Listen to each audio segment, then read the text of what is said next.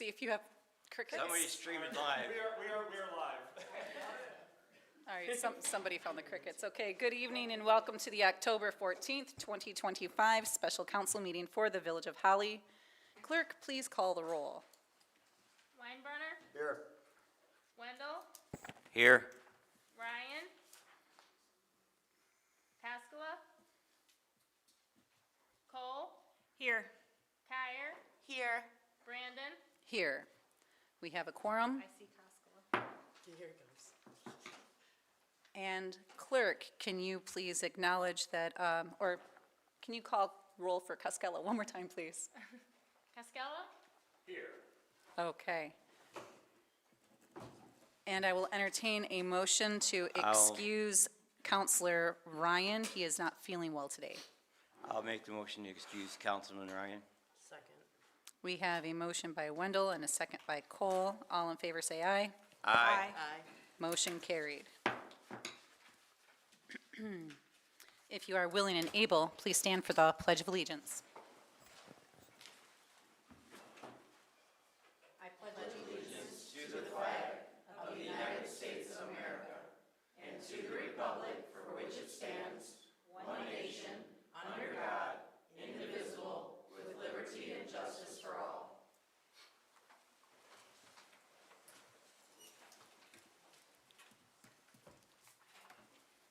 This brings us to the approval of our consent agenda. All items listed under consent agenda are considered to be routine and non-controversial by the Village Council and will be approved by one motion. There will be no separate discussion. If discussion is desired, that item will be removed from the consent agenda and discussed separately immediately after consent agenda approval in its normal sequence on the regular agenda. Lisa, can you please read the consent agenda? agenda approval. Consideration of the approval of the Village Council minutes of September 9th, 2025. Acknowledgement of receipt of Planning Commission minutes of August 27th, 2025. Acknowledgement of receipt of Historic District Commission minutes of August 7th, 2025. Acknowledgement of receipt of DDA minutes of January 13th, 2025. Acknowledgement of receipt of DDA minutes of June 9th, 2025. Acknowledgement of receipt of DDA minutes of August 11th, 2025. Consideration of the acceptance of the resignation of Josephine Campbell from the Planning Commission and the Zoning Board of Appeals. Consideration of Resolution 2025-024, confirming the village president's reappointment of Nancy Rebar to the Zoning Board of Appeals with a term ending in September 2028. Consideration of Resolution 2025-025, confirming the village president's reappointment of Sherilyn Everly to the Planning Commission with a term ending in November of 2028. Consideration for approval of the special event application for the Run Like the Dickens on December 6th, 2025. Consideration for approval of the special event application for Ladies Night Out on November 7th, 2025. Acknowledgement of receipt of business registration for Holly Nutrition. Consideration of the approval of warrant 2025-010 in the amount of $659,443.95. Is that all? Do I hear a motion to approve the consent agenda? I'll make a motion to approve it and with the correction for acknowledgement of business. They grabbed the wrong address off the website for our council paperwork. I'm sorry, which item? What? That is number, item M, the Holly Nutrition. In our consent agenda, they have it listed as 300 Carl Rector Center. They used an old business registration form. The one on the website is correct, but I did check with Tim to make sure they had the correct address, but they just used the wrong. But I just wanted to bring it so that way it's official for us. Okay, are you proposing an amendment? Yes. Okay, so you want to pull, what letter was it, M? All right, we will move letter M Q. to, oh my goodness, Q. to Q. Yep. We will move letter M from consent agenda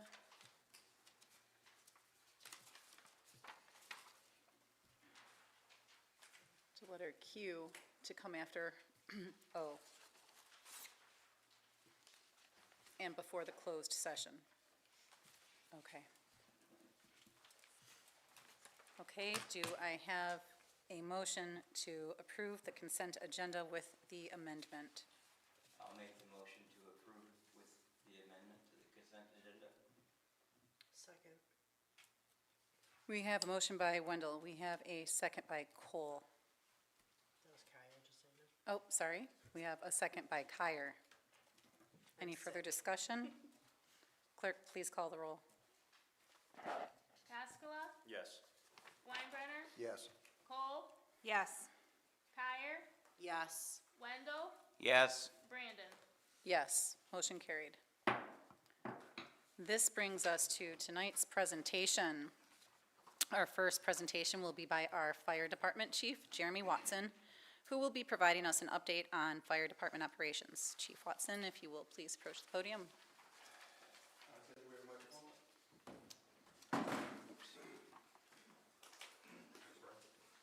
You're supposed to grab it on your way up. Thank you, Brian. It died. Got some right here. It was left down last time. I'll work on this while you're starting. Okay, You wanna? I think I'm loud. Yeah. I know my staff tells me I am, so. Good evening, council.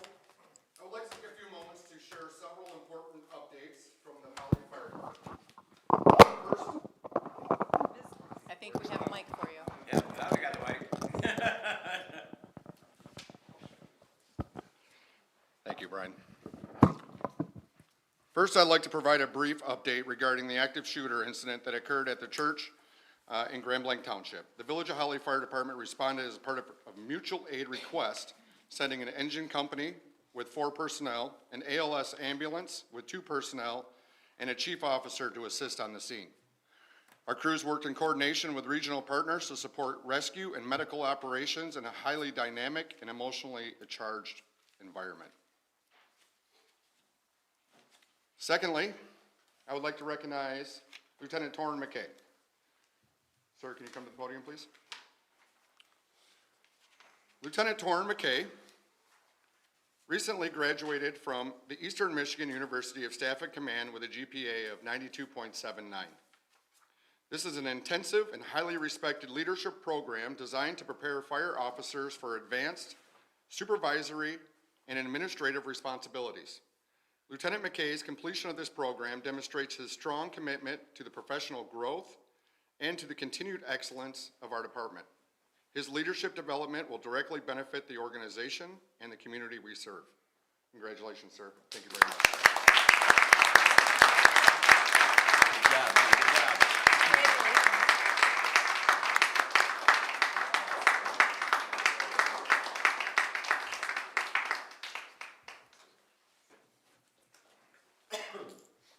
And just for the record, I received a 92.11, so he did beat me. So that's been the conversation along the firehouse as of recently. So congratulations, Lieutenant McKay. That needs another round of applause.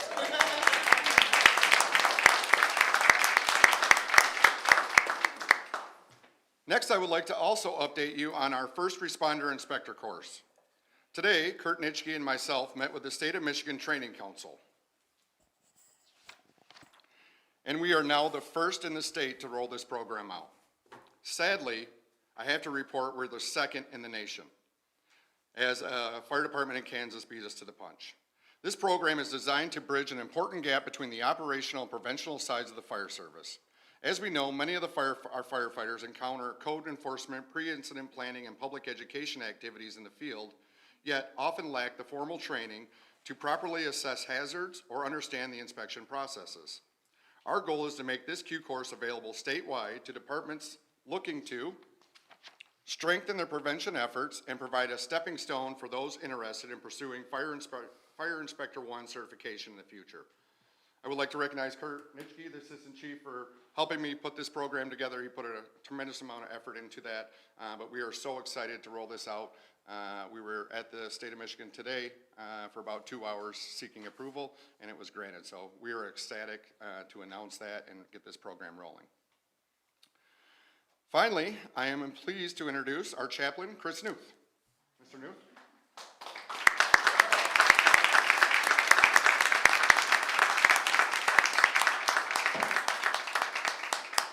Chaplain Chris Newth has joined our department to serve as the fire department chaplain. Chaplain Newth will be a valuable resource in supporting the mental, emotional, spiritual well-being of our personnel. The role of a chaplain within the emergency services is essential. Our personnel are often placed in highly stressful and emotionally charged situations, from responding to serious accidents to witnessing loss and trauma. Having a chaplain available provides our team with an immediate and compassionate resource for emotional and spiritual support, not only after difficult calls, but also in maintaining ongoing wellness and resilience. The recent active shooter incident at the Church of Grand Blanc Township served as a stark reminder of the emotional toll these events can take on first responders. Our members who assisted at the scene experienced firsthand the kind of stress and trauma that can linger long after the incident is over. Chaplain Newth has already begun offering guidance and support to those affected, ensuring they have the safe space to process and heal.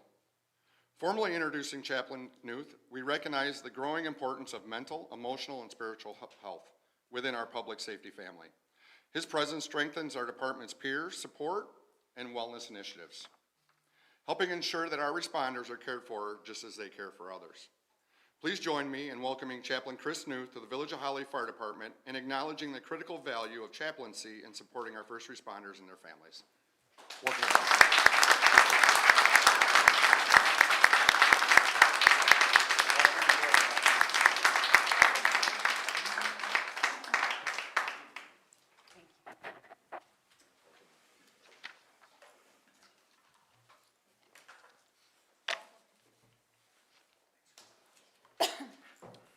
I would also like to add that Chaplain Newth has also been working with some other staff in the village.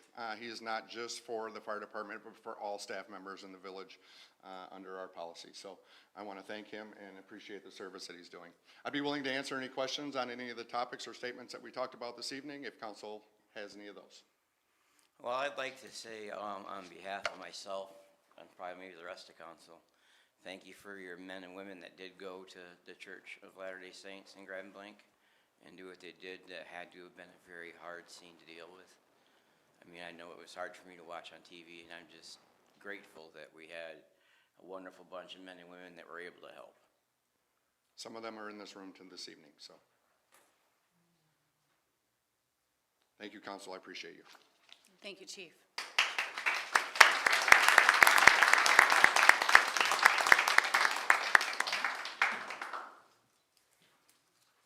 Our next presentation will be by Pam Hill from Plant Moran.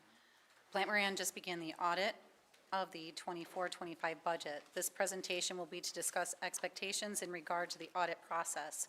Again, as a reminder, this is an audit of the previous year's budget, not the current fiscal year. Pam? Hi, thanks for having me. If I can just make one correction too, we're not auditing the budget. We're actually auditing the financial statements. So we don't audit the budget. We don't express an opinion on the budget. So just wanted to make that quick clarification, but appreciate you. Duly noted, thank you. Yeah, appreciate you having me here this evening. So maybe just to give you a brief highlight, I think Tim had put in the packet your pre-audit communication, which we had also emailed to council in late September. Our typical process for the audit would be that we would normally reach out to the council president, have a conversation about the audit process, and then we send out a letter to the rest of council, always giving you the opportunity to reach out to us, but just an additional opportunity that lays out our plan for the audit. So that would be our process every year. And so we normally don't come in person. We're always happy to come in person.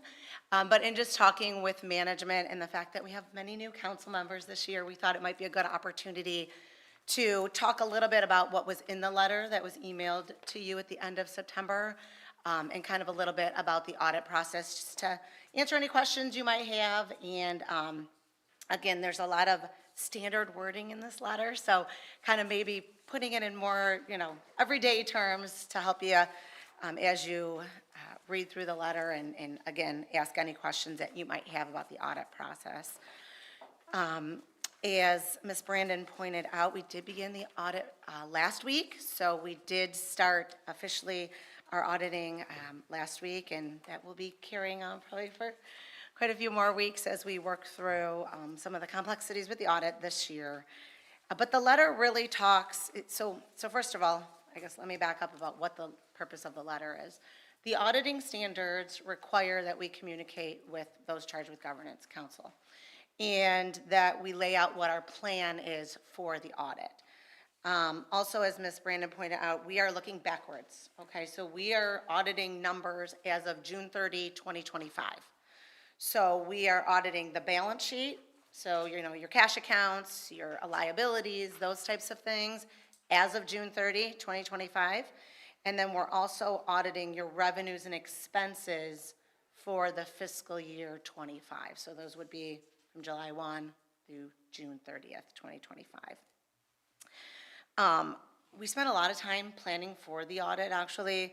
A lot of that comes throughout the year as things come up, working with management, discussing how accounting transactions should be recorded if there's a question on a contract or something like that, making sure it's recorded properly within the accounting records.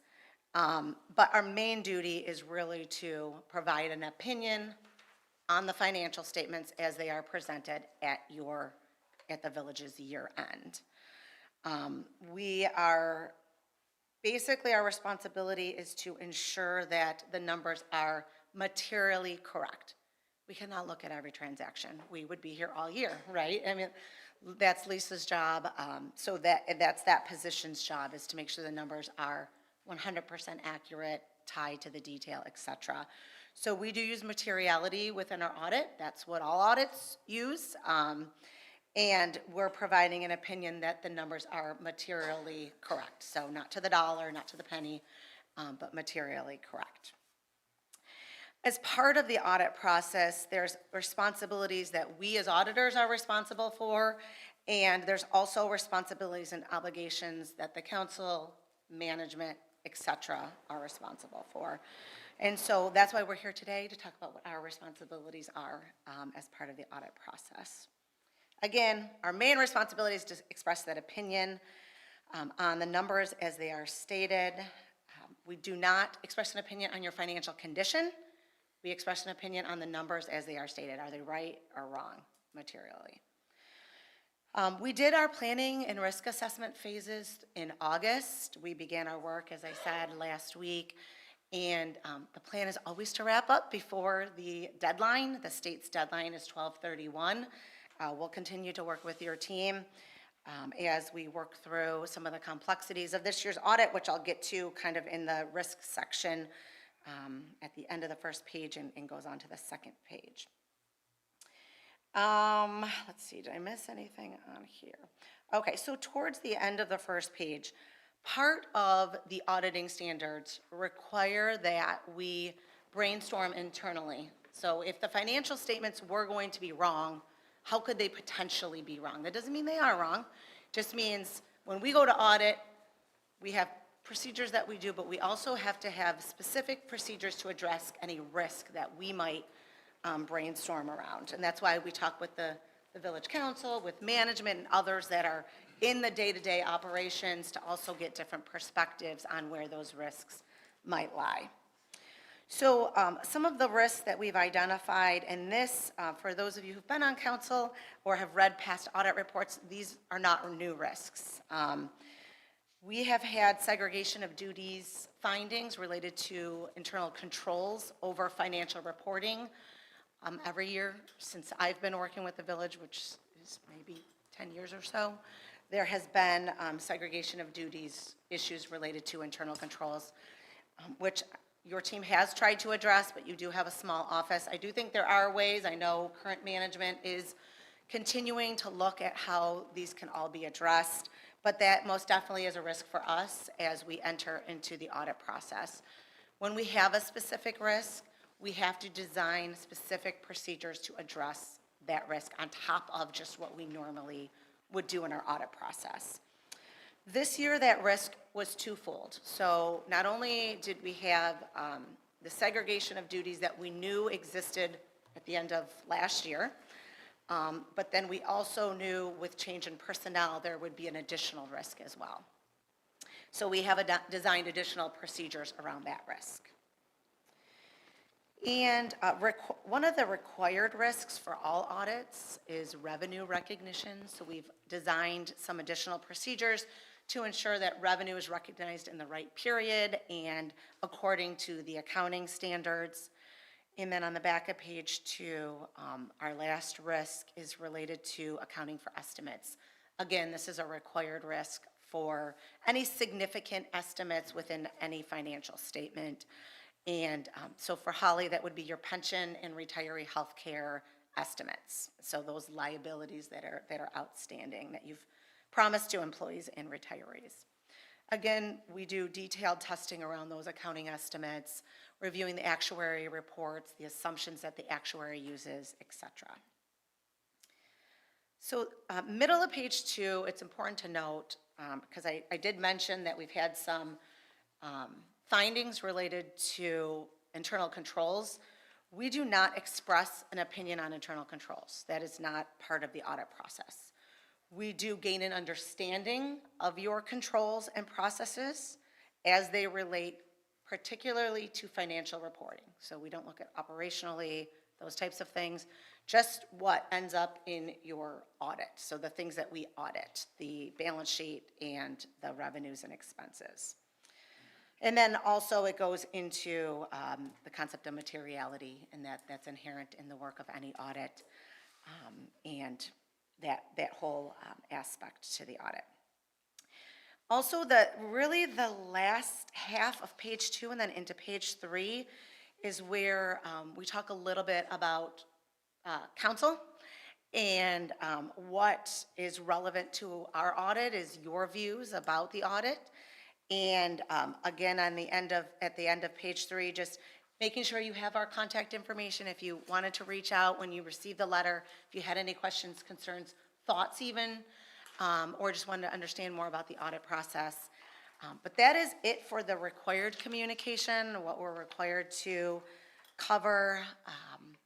But happy to take any questions about the letter, about the audit process itself that you might have, because we're not done with the audit, so we still have time to make changes or to address anything specific, if anyone on council does have anything they would like to add. I do. Go ahead. Thank you, Madam President. So, Ms. Hill, you mentioned the process of an audit is looking backwards and no opinion on the numbers. So, No, I didn't say no opinion on the numbers. We do give an opinion on the financial statements as they are presented at June 30th, 2025. so then I must have misheard you there, so I apologize for that. Yeah, we do not give an opinion on the budget. Perhaps, maybe that was that Maybe. Okay, no, that's okay, go ahead. Go ahead with your question, sorry. Thank you. So, under what circumstances would you provide guidance on like a going concern of a municipality that wouldn't be able to meet its obligations in the future? So there's certain auditing standards that would get you to a going concern. As you recall, and I know this, I think you guys were all sworn in maybe at the council meeting that we were in, or you were earlier. We did talk about the fact that you did have an unassigned deficit within your fund balance. There's not a requirement for this particular audit that we would have noted something in our opinion letter based on our judgment and our review of those criteria under the auditing standards. So my understanding though is you can tell us there's a deficit, but a going concern is you're basically out of business within the next 12 months. Correct. So And like- typically with municipalities within the state of Michigan, you're not going to go out of business. When we've seen other instances like that, the state would take over, et cetera. So you're still going to be, the village of Holly is not going to go away.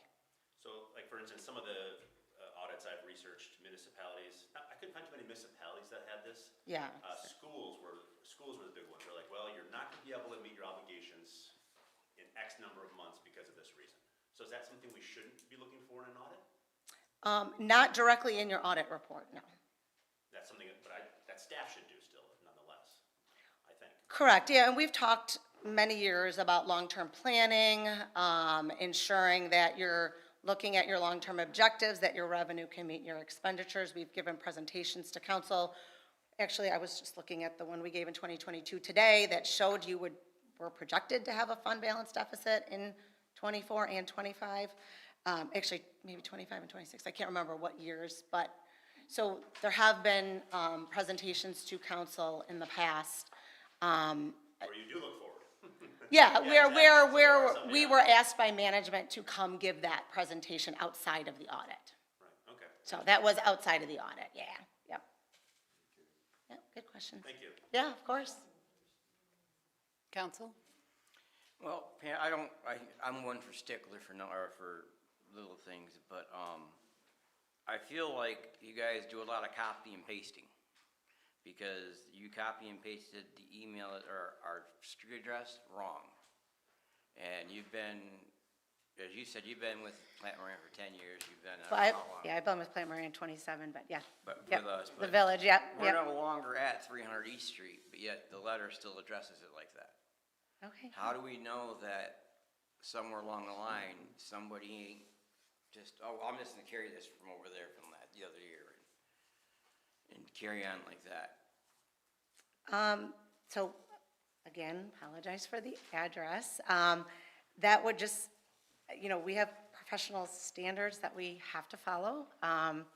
We have ethical things that we are required to do. We are not going to put our license on the line and copy and paste something. So that, it is an address. We're not, I guess I'm not really sure how to, that's an Well, I mean, it is accusation. an I don't address, really know but how to address an accusation, It is, so. it is a big, it is a big thing because this building has been a lot of talk and controversy throughout everything, so. Okay, But just to have the wrong address, it just is like, duly noted. I think Pam is suggesting that the address piece was part of the template, and she's assuring us that she's not copying and pasting in the rest. Is that correct? Well, we can't copy and paste our audit work. We Right. pull different samples every year. We are looking at different things. We're not going to pull samples from last year to test this year's numbers. It just wouldn't make sense, so. Thank you, Pam. Yeah. In the January meeting, you had stated that our previous staff did a great job supplying you with what you needed. And a couple of weeks ago, you informed me that our staff would go from 3 months to 1 year with delays, supplying you with bank recs and payroll. Therefore, our reports would have all been incorrect. Yeah, This so, makes, so it's a kind of two different things. So the statement I made was providing us information to complete the audit. What we discussed was that your own staff during the year did not prepare timely bank recs, which was included in our finding in our letter last year. So that's not, they didn't wait a year to provide us a bank rec. They were not performing them throughout the year, which again was a finding as part of the internal controls. So I don't know if that clarifies a little bit. a little that bit. I think comment. if I remember right, you had said that you had to ask 3 times to be able to intervene and help them catch up So to give that- you what you needed Yeah, so that you there could was do your one jobs. year, which, if those of you that were on council during that time, remember, we presented, the audit report was dated very late in March, after the due date, due to staff issues where there were staff that were not well and unable to provide us the information. And so we did have to keep working with management to say, and that was that one particular year where there was an illness in that particular position, and that individual just was not able to get us that information timely. But, we haven't had issues in other years in meeting the deadline. That was a one-year item where we had to kind of push a little bit more to make sure that you could file by even this kind of late deadline that year, yeah.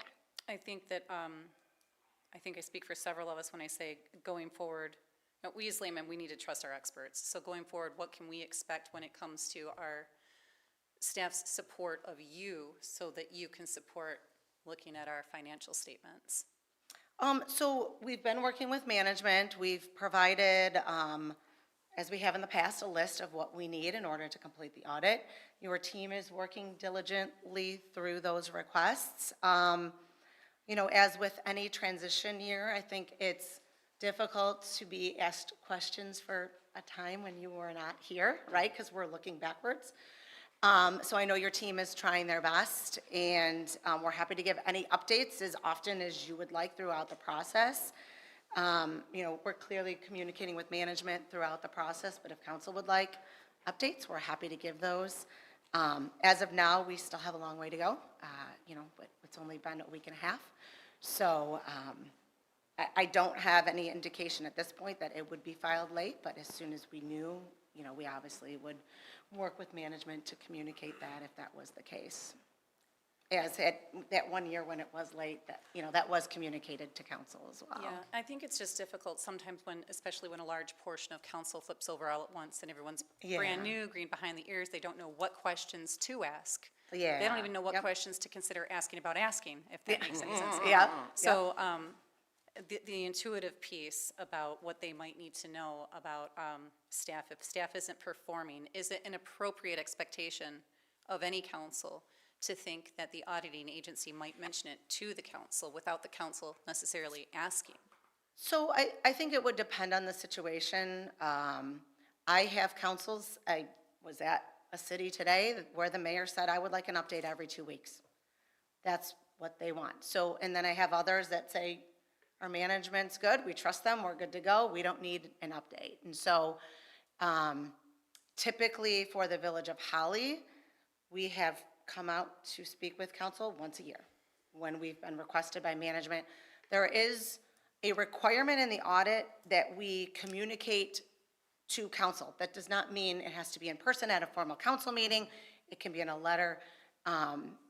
There's not even really a requirement that we come out and give an end of audit presentation. We just typically like to do that for our clients because we think it helps you all to see the big picture and some of the trends and those things. So really, it varies. I would say, all I do is audit governmental entities. I don't do anything else. I've been doing that for 27 years. I don't have very many clients that the councils or boards want updates all throughout.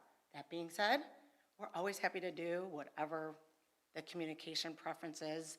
I know when we've had new councils, and even out here in the past when there's been new councils, we've done trainings for the new councils, come to different budget sessions, and I think we talked a little bit about that back in January. We're always happy to do that. Anything we can do to help educate, that only helps you all perform your duties a little bit better, so we're happy to do that for sure, if there is a need or a request for that. Thank you. Yep. Council?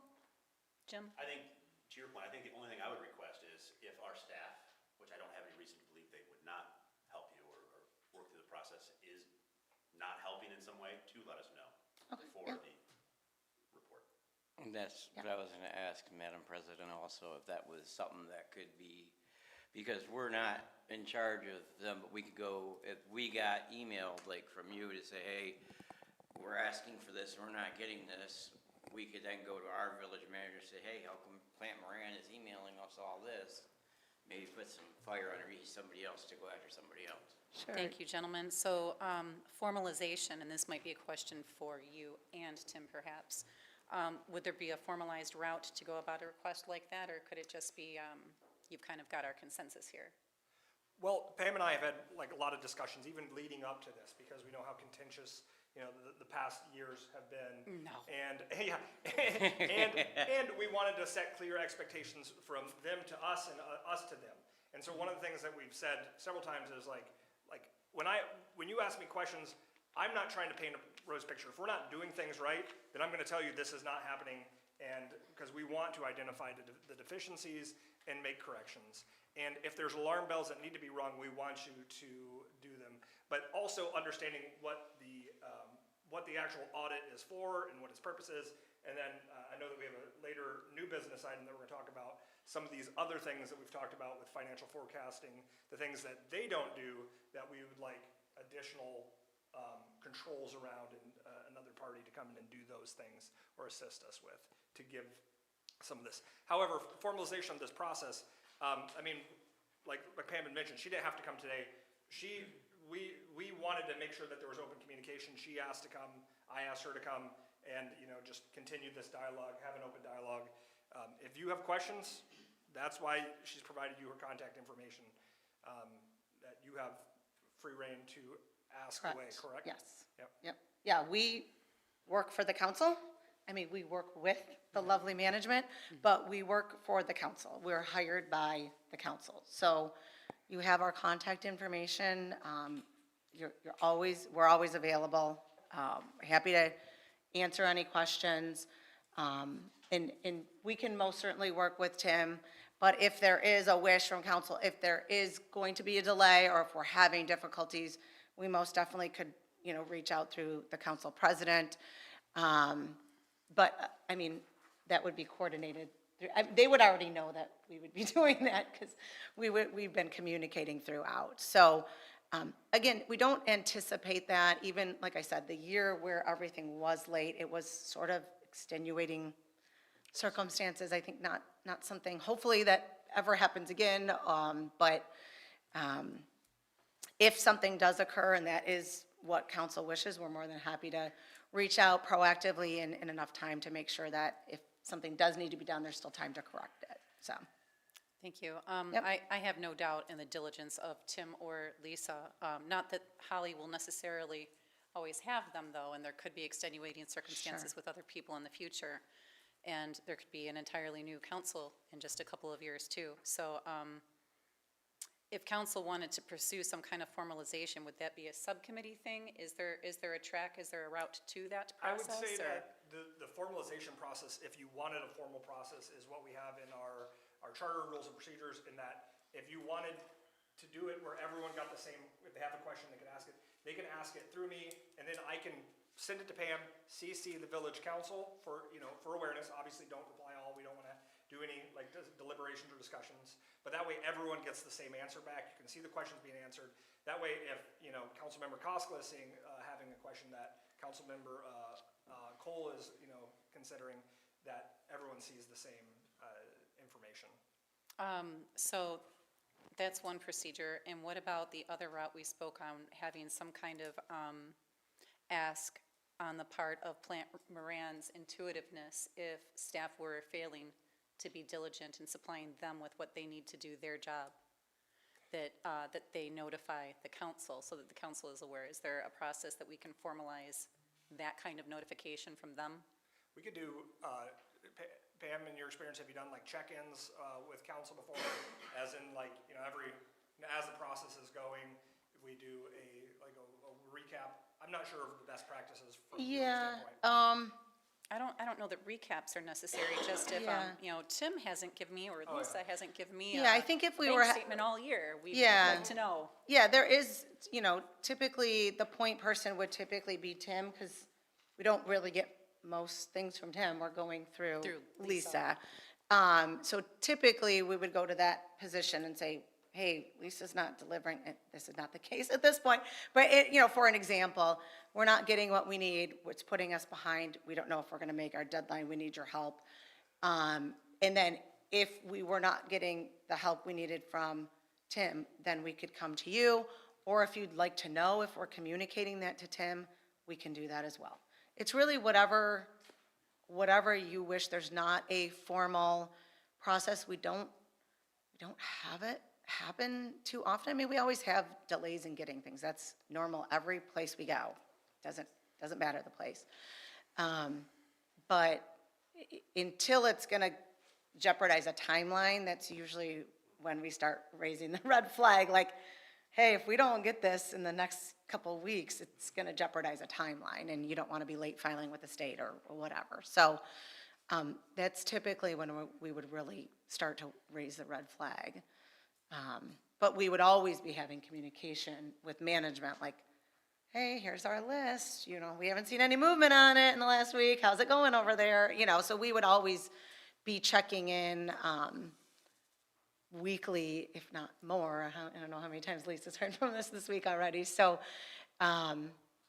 again, happy to do that, or if you all want to think about it and let us know, or send us an email. You don't need to decide right now. If you'd like to, call me or send me an email or go through Tim, again, we're happy to do whatever you think would provide you with the comfort that you need throughout the process. Thank you. Council, Yep. any closing thoughts? I do, just going back to some of our risks, like the risk that the village personnel have incompatible duties and system access related to financial reporting due to inadequate segregation of responsibilities and access control. Correct. That was my first council meeting, was that January. Yes. So hearing that audit and words like deficit and these risks was quite the eye-opener. We might not know this yet, but are we at least addressing with our hiring that some of this is happening? And these risks, just trying to learn what these put us in, is this part of the year that you didn't get everything involved? Even though there were more hands in the pot, it wasn't No, able? no. So this specifically relates to the fact that there's one individual who's able to pretty much do almost everything, yes. And the checks and balances are not there. This has been a finding, like I said, for as long as I can remember. I haven't gone back to double check how many years, but at least the last 4, 5, 6+ years, this has been a finding. And it will be a finding again in 2025, because if nothing else, even if miraculously Tim and Lisa came in and with all the other things on their plate, fixed it all the day they started, it was still there for at least 7 months of the year. And that's part of the risk that we're addressing. We're gonna look at, we're gonna test the internal controls twice, in essence. What was there the first 7 months of the year, and then what was there, the last 5 months of the year. And so we're likely going to have some varying things. Maybe some things got worse, some things got better. We're not really at that point yet. We're still working through that. But really, we do know, we've spent some time talking with Tim and Lisa. Lisa's already come to us with quite a few ideas that she's had about different duties, different ways she can change access in the general ledger system. I would be shocked if that's fully gone even next year, just because I know a lot of those things are still kind of conceptual and haven't all been implemented. And we're not even at the point, I think, to say like, oh yes, those would solve everything. I don't think so. I would be surprised if that segregation of duties finding is not still there next year as well, or the year you're in right now, but the next audit. So I fully expect to have another material weakness related to segregation of duties as of the June 30, 2025 audit. Thank you. Yep. I know you talked about, you gave a presentation in 2022. Yes. Is it possible for her to give that presentation to us? Because I believe that was before we were on Yes. council. Yeah, so I did send it to Ms. Brandon, then I know Tim also has as well. Happy to, I can whatever provide- you think the best way to do that is. I can provide it, I provided it when we did our budget work sessions, but I know that those are 8-hour meetings, so, that's, a lot of stuff was provided out, but I can send it out to council, so. Council? So one of the things it sounds like you're suggesting, maybe I'm not understanding correctly, is that the segregation part where one person mainly has control, excuse me, we need to make it to where more than one person has control of something. So, sort of. So that is the main point, definitely, that one person has the ability to do it. And sometimes that's okay that it's one person. That's typically the process, right? So where the control comes in is who's reviewing what that person is doing. Sometimes there's no review, or sometimes that review is not independent. And so, let's just give an example, and it's not associated to Holly per se, but, so if I'm the person who can enter a new employee in and change their pay rate and change their address, and no one else is looking at that, that means I could create a fictitious employee, or I could change my own pay rate, or things of that nature. And again, this is not specific to Holly, this is just an example. So that's the process. So if that was the issue, then you would say, okay, we need a control in place to make sure that this person that's in charge of the process is not able to do that without somebody else catching it. okay, so let's have Tim, in this example, he would check me, right? So he would check all my payroll, he would run a pay change report every payroll to say, okay, look, nothing got changed, or there was 5 salary increases. Yep, those were all approved by council, or those were all in the union contracts, or whatever. And then Tim would sign off on it, and the payroll would get processed. But the key in that example would be that Tim also does not have access to make those changes as well, right? Because then I could prepare the payroll, then Tim could go in and make those changes, right? So it does get a little bit complicated when you have a very minimal amount of individuals, because you really have to be very strategic around your segregation of duties. And the other aspect of that comes into play is, how much time do you have in a day? And what other responsibilities do you have? And where is, where's the best use of someone's time, and what should they be doing? And so those are some of the things that I believe your team is exploring. Who is the right person to be doing these things? If we took away someone's access, does that impede their ability to do the job, right? And evaluating all those factors. And so there's a lot of kind of puzzle pieces, I guess, to this, because it's occurring in so many different areas.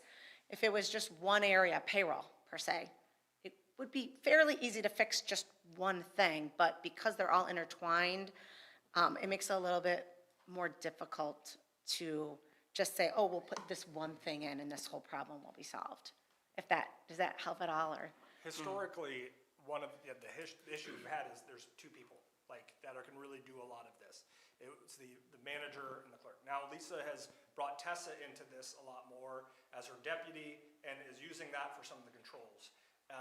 And the issue I think that was in the past is that the manager would be that control, however, would also not really have any awareness of what was going on. So it turns into just a rubber stamp, because it's, I might see these things coming through, and I would just, me being this position, would just approve it because I don't have time to have the understanding of that. So as Pam was saying, putting the correct person in there that can actually do an actual control of this, understand what's going on, is, how Lisa and I have been discussing what's the best way to go forward to do this in a meaningful way that actually isn't just checking the block, that it's actually doing the intended purpose. Yeah, and I think that's a good point. I think one of the other things that we've done for other clients that have been in similar situations where they have a small staff, so we've also helped. So let's say if you said, we want person X to be the one to review the bank recs, okay? Person X might say, wouldn't even know what to look at. I would not be a good person. We've come in and trained that person. Like, if I'm reviewing a bank rec, here's what I'm looking at, and here's why I would look at this. And, they've taken notes, and we've given, we'll look through a few with you and help you as you go through it, and almost trained that individual on certain aspects. So we've done that a lot. We have a lot of small communities, just like yourself, that are struggling with some of the same things in terms of not having enough staff to fully segregate duties. So we have a lot of great ideas that we've shared in the past, but would love to share as you guys, continue to share as you guys work through that in the coming year and work towards better segregation, because it's really for the safety of not just your community, but for you as well. You want to make sure that someone is checking so that there never can be a point where someone says, well, this is your fault. Well, there's checks and balances in place. So you want to make sure those, for everyone's safety, that those checks and balances are in place. Well, thank you. That was nice to hear about Lisa. That was informative that she's got some out-of-the-box creative thinking for working with the skeleton crew with the checks and balances there, because, that staff takes a lot of hits from the public for maintaining fees and following the rules, and they don't get a lot of thanks for what goes on behind closed doors, and they keep this village running. So I'm glad to hear that we're trying to get away from any rubber stamping process. And Lisa and I are doing the same thing. The president historically was kind of rubber stamping the checks they would sign weekly, and now, we're much more investigative about who we're signing to, why, who are they related to, were there bids, did they follow purchasing policy? So I think transparency is really where we want to go and stay with all of this, and that's just something that, has come to light that there wasn't a lot of necessarily in the past. So council, if you have nothing else? One other thing, just out of curiosity, your company doesn't offer somebody to come in and do a surprise, hey, I want to see last week's payroll, per se. Knowing what we have to have, and then all of a sudden saying, well, okay, we got to bring this up to somebody. So, we can most certainly do consulting work related to certain projects, if there are certain projects that council or management think would provide value. So, we'd have to scope through what that would look like.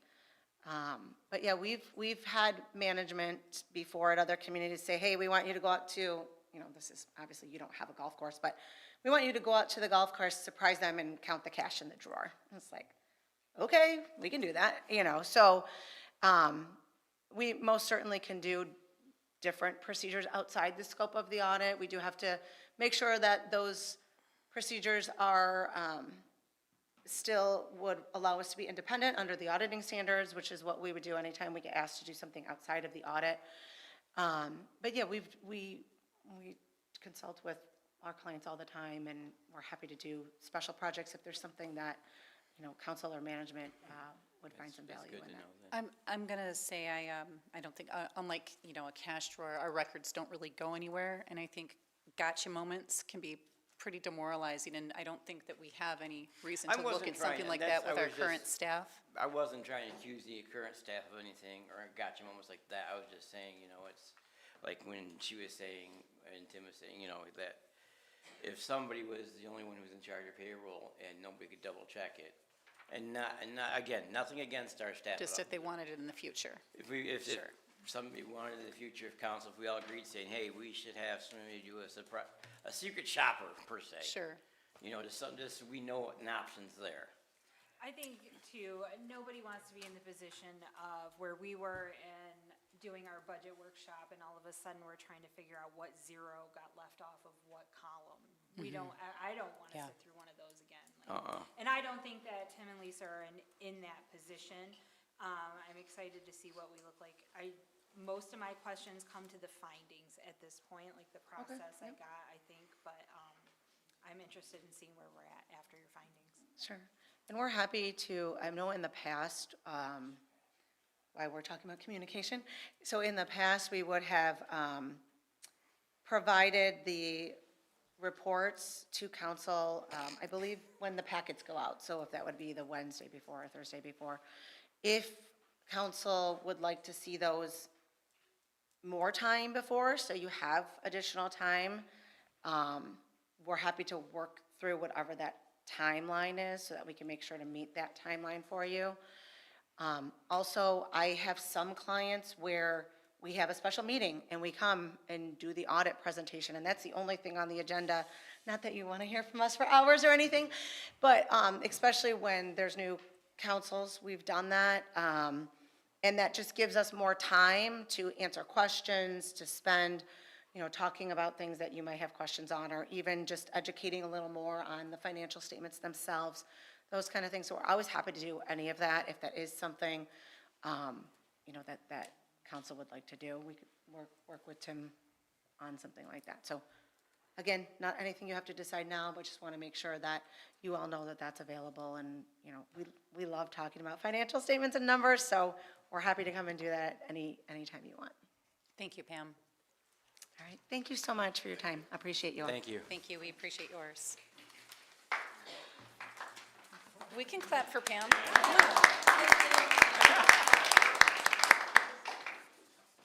Okay, this brings us to public comment. Members of the audience may address council on any item not on the agenda. Those addressing council will be limited to 3 minutes of speaking time. After each agenda item, there will be an additional 2-minute public comment period to speak to that item before council votes. Council will hear all comments for future consideration, but will not have a response at this time. Prior to addressing council, members of the public shall state their name and address for the record. Public comment, please. Sure, I guess we'll go. All right. Oh, yeah. Let's get going here. We got another presentation. Fire everybody up. Only 3 minutes, though, that's all you gave us. Okay, 3 minutes, All okay. right. Yep, you start. Hello, friends. I'm Kate Del Piano from the Versity Blood Center of Michigan. I actually live in Taylor, Michigan, so I took a nice 1-hour drive here. I'm at 6861 Janet Street in Taylor, if anyone cares to know that. Anyways, I'm here to talk to you today about blood. Who here, show of hands, has ever donated blood before? Anybody? Yeah, we got some donors. Very nice. all right. Congratulations, you saved up to 3 lives, which is incredible. Who here has ever donated with Versity Blood Center? Anybody ever donate with Versity? Oh, we got one, okay. Thank you. Very good. So, those Versity Blood Center donors actually keep that blood right here in Michigan. Our blood stays local. So our blood actually impacts Henry Ford and Corwell, and yes, even Henry Ford Genesis and Grand Blanc, where our amazing first responders brought those gunshot victims and they got their life-saving care. So without our amazing donors here in the state, we don't have that blood. Versity, for a fact, brought at least 15 O-negative units to those patients that needed them desperately. And the only way we do that is through our donors and also through our amazing blood drive coordinators like Mrs. Ellen Peace. Yeah, Ellen. So I would love to introduce Ellen here. She runs an amazing blood drive 12 times a year at Holly Calvary Church, and she just wanted to share some numbers with you all to let you guys know the impact that these drives have had on our community. So take it away, Ellen. Thank you, Of course. Kate. Hi, I'm Ellen Pease. My address is on Quick Road, 3234 Quick Road, but the church that has the blood drives is in Holly, the village. That's Holly Calvary Church on the corner of Holly, or North Holly and Quick Road. Anyway, we have blood drives every month. And the next one coming up, I always like to do like something special for the drives. And this time, it's the blood drive's just before the U of M MSU game on the 20th. See, that's the 25th. The blood drive is on Thursday the 23rd.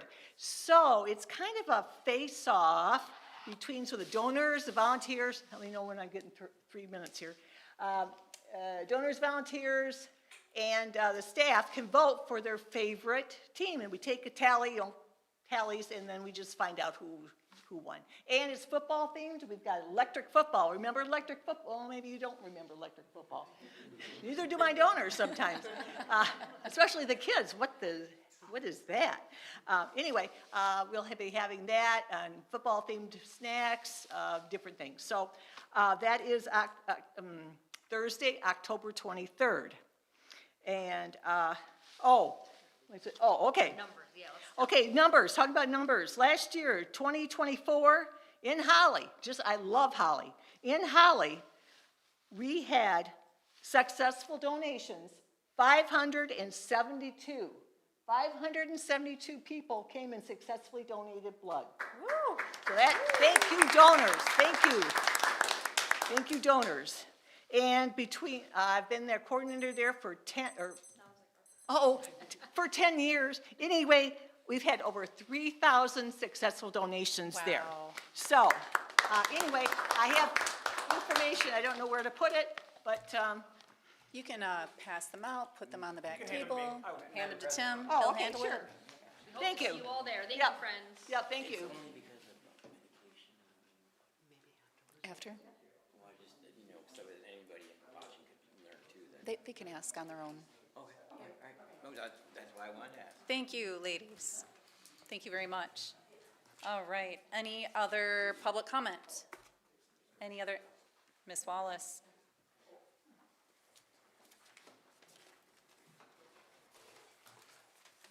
Hi, Angela Wallace, 709 Baird Street, but I'm actually coming to you on behalf of all of our neighbors on Baird and on Cogshell, especially Tony Engelberg, Lori Frank, and all the moms who have to take kids to school at Holly Elementary and at the junior high.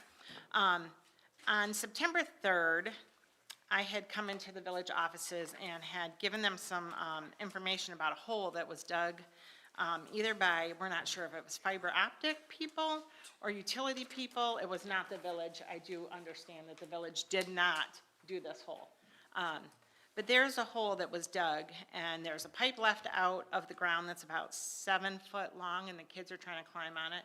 There's a hole that is between 8 and 10 feet deep that is open, and It did have the orange, like, snow tape around it, but this was in September, so the kids have trying to jump in it. The moms are yelling at them every day. I'm being the mean neighborhood mom going, stay away from there, you know, because they're trying to climb in it. They're trying to climb down into this, and it goes under the road. So this is a huge concern about safety for our kids. And I'm just hoping that we can get that looked at somehow. We can figure out who it was, what, you know, utility or what fiber optics or whatever it was, that we can look at that, have them come out, and if they can't fix the hole, at least put better tape and better stuff around it, because these kids are trying to jump in it literally every single day before school and after school. So if we could do that, that'd be great, and that's at the corner of Baird and Cogshell, pretty much in front of 801 Baird, which is Lori Frank's house, but she could not be here tonight because she's working at her work, so I appreciate your time, thank you, and I do have to leave because I got kids at home, so thanks, don't mean to run out. Thank you, Angela.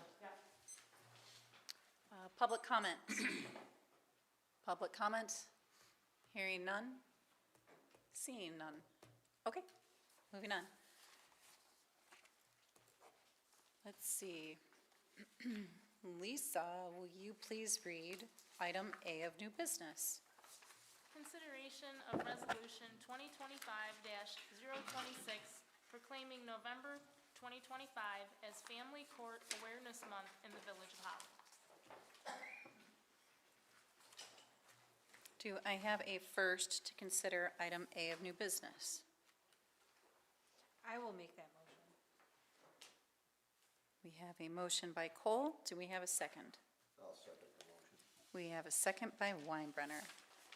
And Tim, will you please read this resolution? Absolutely. Village of Holly, Resolution 2025-026, Family Court Awareness Month. Whereas November marks Family Court Awareness Month, a time dedicated to raising awareness about the vital importance of a family court system that prioritizes the safety and best interests of children, and whereas every day family courts across our state make crucial decisions that deeply impact the lives of children and families, often in cases involving domestic violence, child sexual abuse, physical and emotional abuse, trauma, and coercive control, and whereas it is essential that all professionals working within the family court system receive proper and continuing education in these areas to ensure that their decisions protect children from harm and support their long-term well-being. And whereas Michigan has made progress towards improving child safety in the family court system through initiatives such as Rowan's Act, recently passed by the Michigan House of Representatives, which would allow Amber Alerts to be issued when a child is not returned to a custodial parent and danger is suspected, and whereas organizations such as the National Family Violence Law Center continue to advocate for greater awareness of the estimated 58,000 children each year nationwide who are placed in unsupervised contact with abusive parents and oversight that has resulted in tragic outcomes, including the loss of children's lives. And whereas since 2008, 39 Michigan children have been killed during custody or divorce disputes, underscoring the urgent need for education, accountability, and reform within the family court system. And whereas 1 in 3 Michigan families is affected by domestic violence, and many of these families, including those within our own community, face the silent struggle of navigating a court system that does not always adequately protect child safety. And whereas through greater awareness, education, and collaboration, we can work together to prevent further tragedies and honor the memory of children whose lives have been lost as a result of systemic failures. Now therefore be it resolved that the Village of Holly Council hereby proclaims November 2025 as Family Court Awareness Month in the Village of Holly, and encourage all residents, organizations, and public officials to join in the efforts to promote awareness, advocate for reform, and support the safety and well-being of children and families in our community. Thank you, Tim. Any public discussion? Sorry, any public comment on this item? Hearing none, seeing none. Council, any discussion? I do have something to say. As I have been a licensed foster parent through the state of Michigan, this is something that I think is near and dear, but also as our council liaison to HIA. HIA was established through the family courts, and just this last month they had 7 new cases that were referred to them through Holly area schools and the area courts. They do amazing work. They were our grand marshals at our Holidays Parade, and they work extensively in the village. They also support Holly Township and Rose Township, but the village is a big part of that, so I love this proclamation, just saying. Thank you, Shannon. Council? Are there other proclamations we're gonna recognize besides, family court, like maybe suicide awareness or other things that happen to go like that? We're dedicating a month to family court, which I'm totally good on, but it's like, I don't wanna see us leave things behind because we did something different. If one thing gets recognized, I think almost all the important ones should get recognized. You are absolutely always welcome to bring anything to my attention that I overlook. It takes this whole team and the village To run the to village. to bring, yeah, to run the village, to bring awareness to things like these.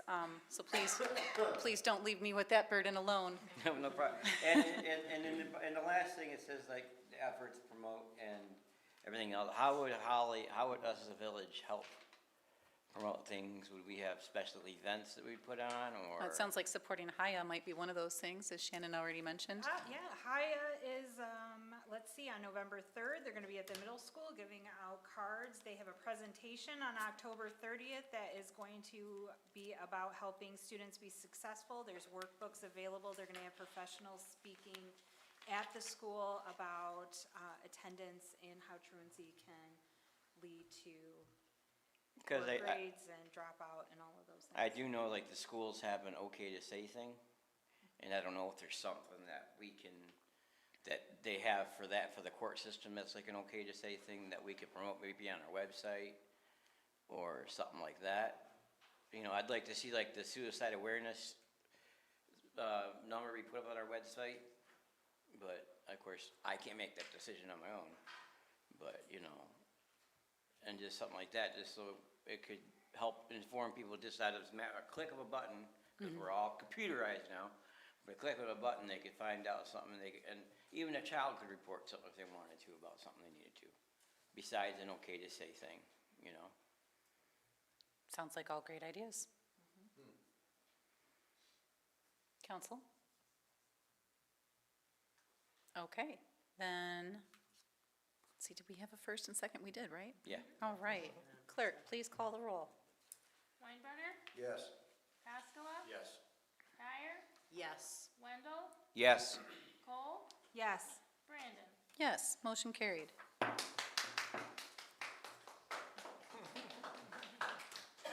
Thank Thank you. you to Haya.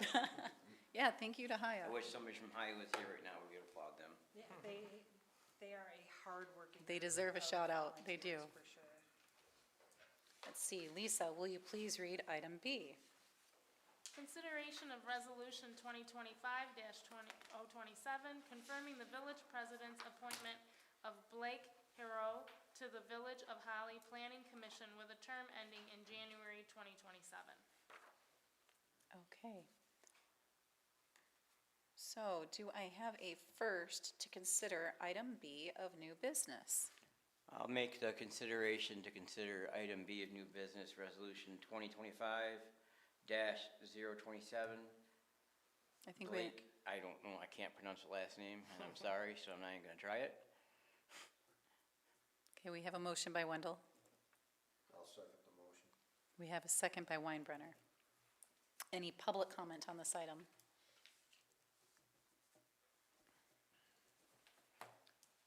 Hearing none. Seeing none. Council, any discussion? Is Blake here tonight? I do not see Blake here tonight. Everyone that's on here was invited to attend if they could. And I am, oh, here we go. Just looking for his resume. So Blake is a mechanical engineer. He has a bachelor's of science. He's a project engineer. He's also volunteers as a treasurer. He's an athlete at a nonprofit. They support adaptive athletes in high school sports in the state of Michigan. He currently works in construction management and deals with zoning as part of the day-to-day of his job. He's familiar with zoning laws and the various impacts they have on projects. He's an enthusiastic problem solver and knows how important good planning is for communities. We had an excellent interview. I think if I remember right, him and his wife had kind of recently-ish moved to Holly, A couple of years ago. a couple years ago. And they were just interested in getting involved. Did you have anything you wanted to add?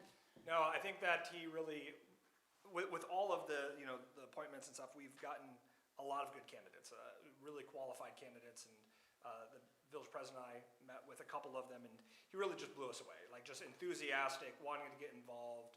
That's why there's a hole in the back of the building.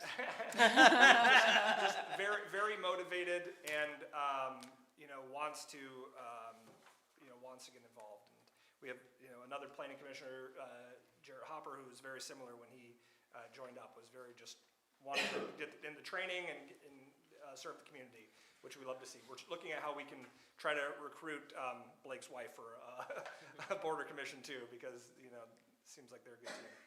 If I remember right, she was a nurse? Nurse, I believe. Yeah, So, nurse. Well, council, any discussion? Well, I appreciate new faces coming in and volunteering their time here. I think our village is only as great as the people in it, and we are a pretty great village. So thank you, Blake, for volunteering to be a part of this. Okay. I just want to say thank you to you and Tim for putting the time out there to, you know, interview the candidates that we have, because knowing us on council, we're not hourly or anything like that. We do it because we do what we want to do. Thank And you. we like doing it, so, thank you. All right. Clerk, please call the roll. Haskella, Yes. Kyer, Yes. Wendell, Yes. Cole, Yes. Weinbrenner, Yes. Brandon. Yes, motion carried. All right. Oh, these are two-sided, okay. Lisa, will you please read item C? Consideration of Resolution 2025-028, confirming the village president's appointment of Thomas Ryan as the Holly Village Council Liaison to the Construction Board of Appeals. Do I have a first to consider item C? Yes, I will make that motion. We I have, will second it. we have a motion by Cole. We have a second. I'm a liar. We have a motion by Kyer. We have a second by Cole. Okay, any public comment on this item? Public comment? Hearing none? Seeing none? Okay, I think you all know Thomas Ryan's resume. You've worked with him, you know him, you love him. Any discussion? I mean, it is a little convenient, he just happens to be. Happens to miss missing a day. today. Amen. I second that. I second that. Yep. I know, what a coincidence, huh? Mhm. I might have to rescind my motion. If there's no further discussion of such depth. Clerk, please call the roll. Kyer, Yes. Wendell, Yes. Cole, Yes. Weinbrenner, Yes. Haskella, Yes. Brandon. Yes, motion carried. Congratulations, Thomas, wherever you Yeah, are. wherever. I know you're probably watching us at home. Feel better, you have more work. Yes. Lisa, will you please read item D? Consideration of Resolution 2025-029, confirming the village president's appointment of Robert Montgomery to the Village of Holly Construction Board of Appeals with a term ending December 31st, 2028. It says 2027 on it. What?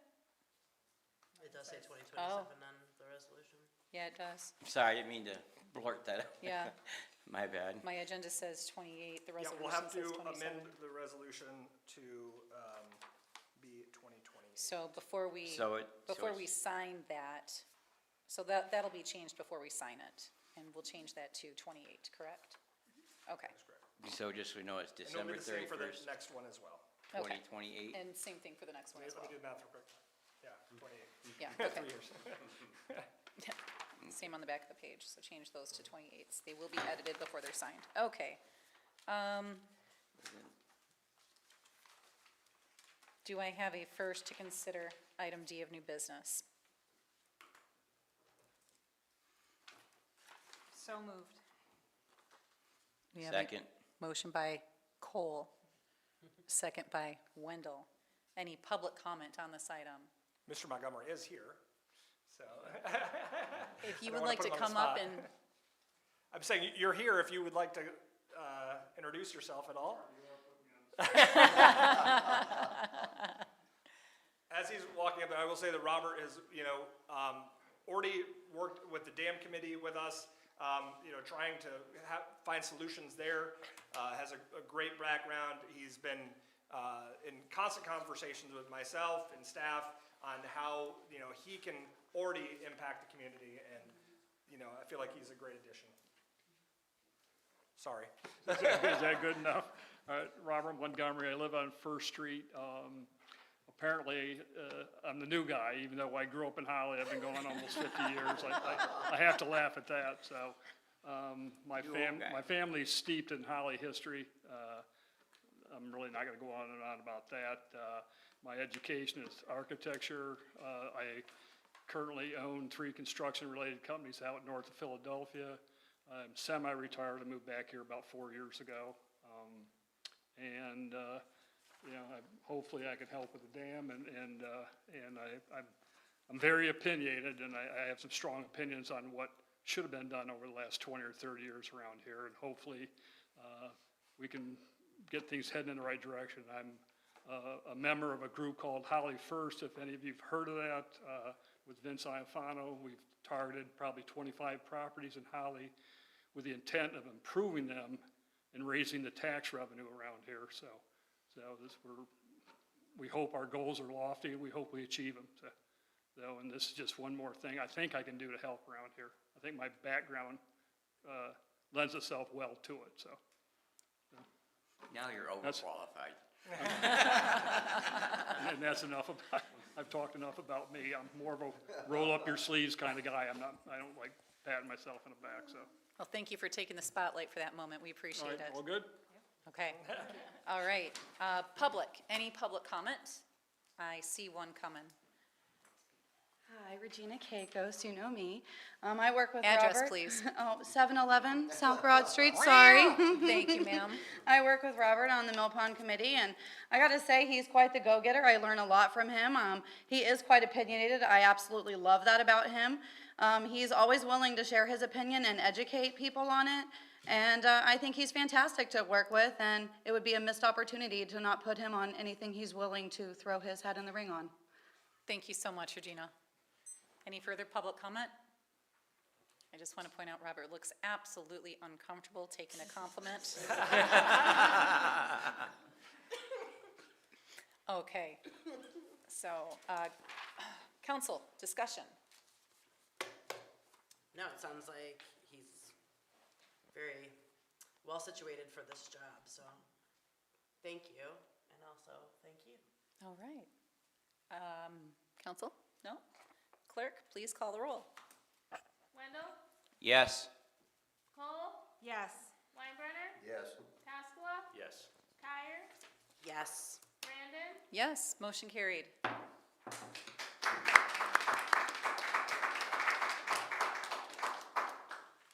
Lisa, will you please read item E? Consideration of Resolution 2025-030, confirming the village president's appointment of Mark Stevens to the Village of Holly Construction Board of Appeals with a term ending December 31st, 2028. Do I have a first to consider item E of new business? So moved. Second. We have a motion by Cole. We have a, Nope, cut. Oh, yeah. I was right? That was me. Thanks, Daniel. We have a motion by Cole. We have a second by Kyer. No, Any, I'm doing it. any public comment on this item? Any public comment? Hearing none? Seeing none? Council, any discussion? This is also December 31st, 2028, correct? Okay. Yep, we got to change that one too. Is Mr. Stevens here tonight? Do we know? He is not.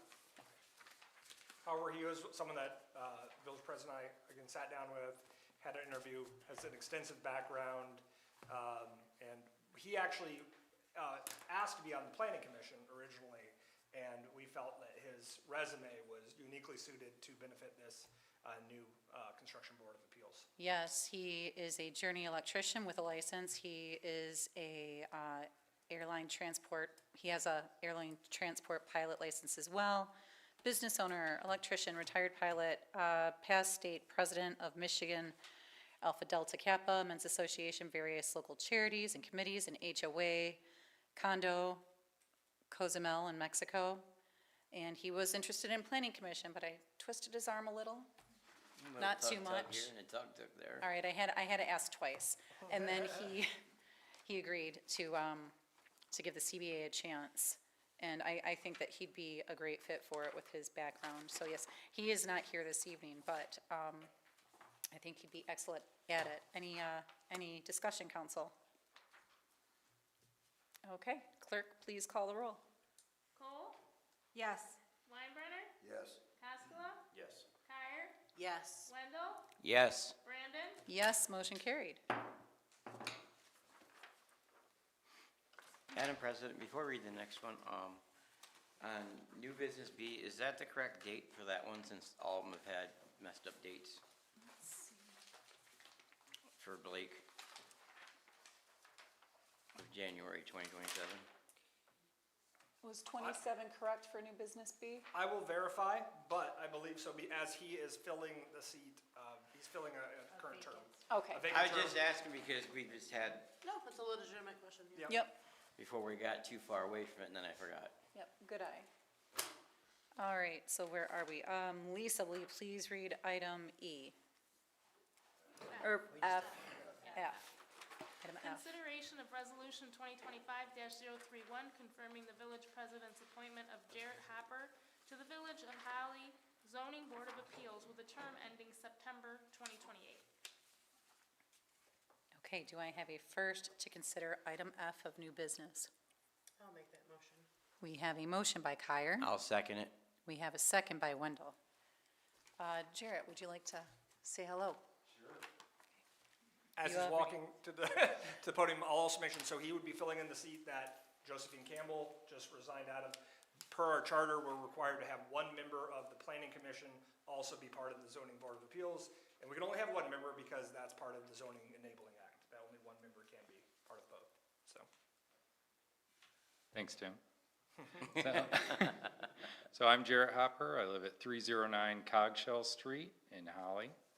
And wanted to thank the council as I know that you approved for me to be part of the planning commission and I was unable to attend that meeting, so I appreciate it. And also, thank you Chief Watson for the great recommendation to join. As far as my background here, my family has a long-standing residency in Holly.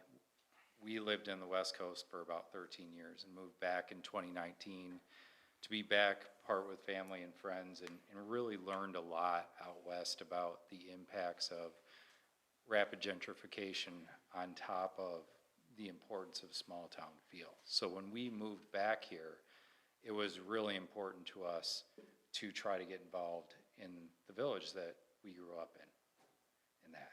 And so having a chance to be part of that, and a little bit about my professional background. So I'm a VP of sales of a large healthcare company. I've built startup organizations from pretty much the ground up. So I have a lot of background in wearing multiple hats and learning things quickly and adapting to different scenarios. So with this, it seemed like a great fit to take on some more responsibility and see what I can do to help the village. Thank you. We can do that. I have had nothing but glowing reviews from other commissioners and staff about Jarrett's performance, and when he joined Planning Commission, he took classes that were not required, but were recommended. He jumped right in. So, let's see, where are we at? We are at public comment still, so you guys hang on a minute. Public comment? Public comment. Hearing none, seeing none. Council, to you. Okay. Clerk, please call the roll. Weinbrenner? Yes. Haskella? Yes. Kyer? Yes. Wendell? Yes. Cole? Yes. Brandon? Yes, motion carried.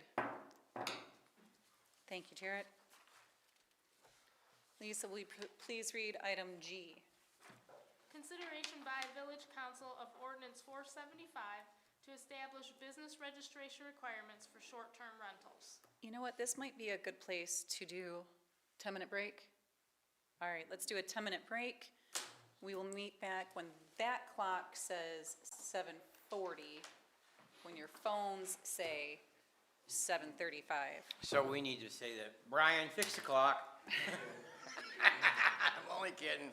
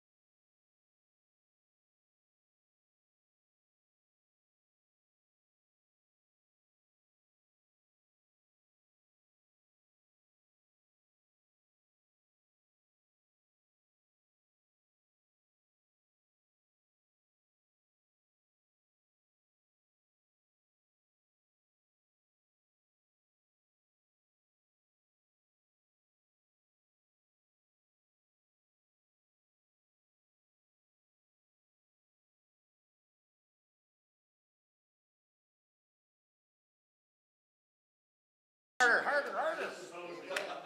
right, we are back in session. Take your seats and we will resume. Thanks so much.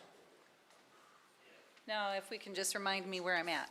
Short-term rentals. Madam Item President. G. We're at short-term rentals, okay, and Lisa had already read it aloud. So do I have a first to consider item G of new business? I'll make a motion to consider item G of new business.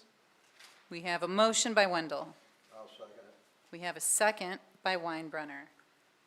Let's see, Tim, will you please introduce this item? I will, and I brought Chief Watson up to kind of tag team any questions with me, as he is the staff liaison to the Planning Commission. At its August and September meetings, the Planning Commission discussed strategies to most effectively limit short-term rentals in the village of Holly based on guidance from council. Following these discussions and consultation with the village planner from Rowe, the commission voted to pursue an approach that requires the short-term rentals to register as businesses. And eventually, we're going to have to update our zoning ordinances as well, but this does not affect it. What we're doing now is in addition to, and we're going to do public hearings at the Planning Commission to make those different amendments. The attached ordinance reflects a collaborative effort by staff, the village planner, and the commission. Related zoning amendments, like I said, will proceed through the Planning Commission at a later date. However, as I already mentioned, these changes do not affect the ordinance update.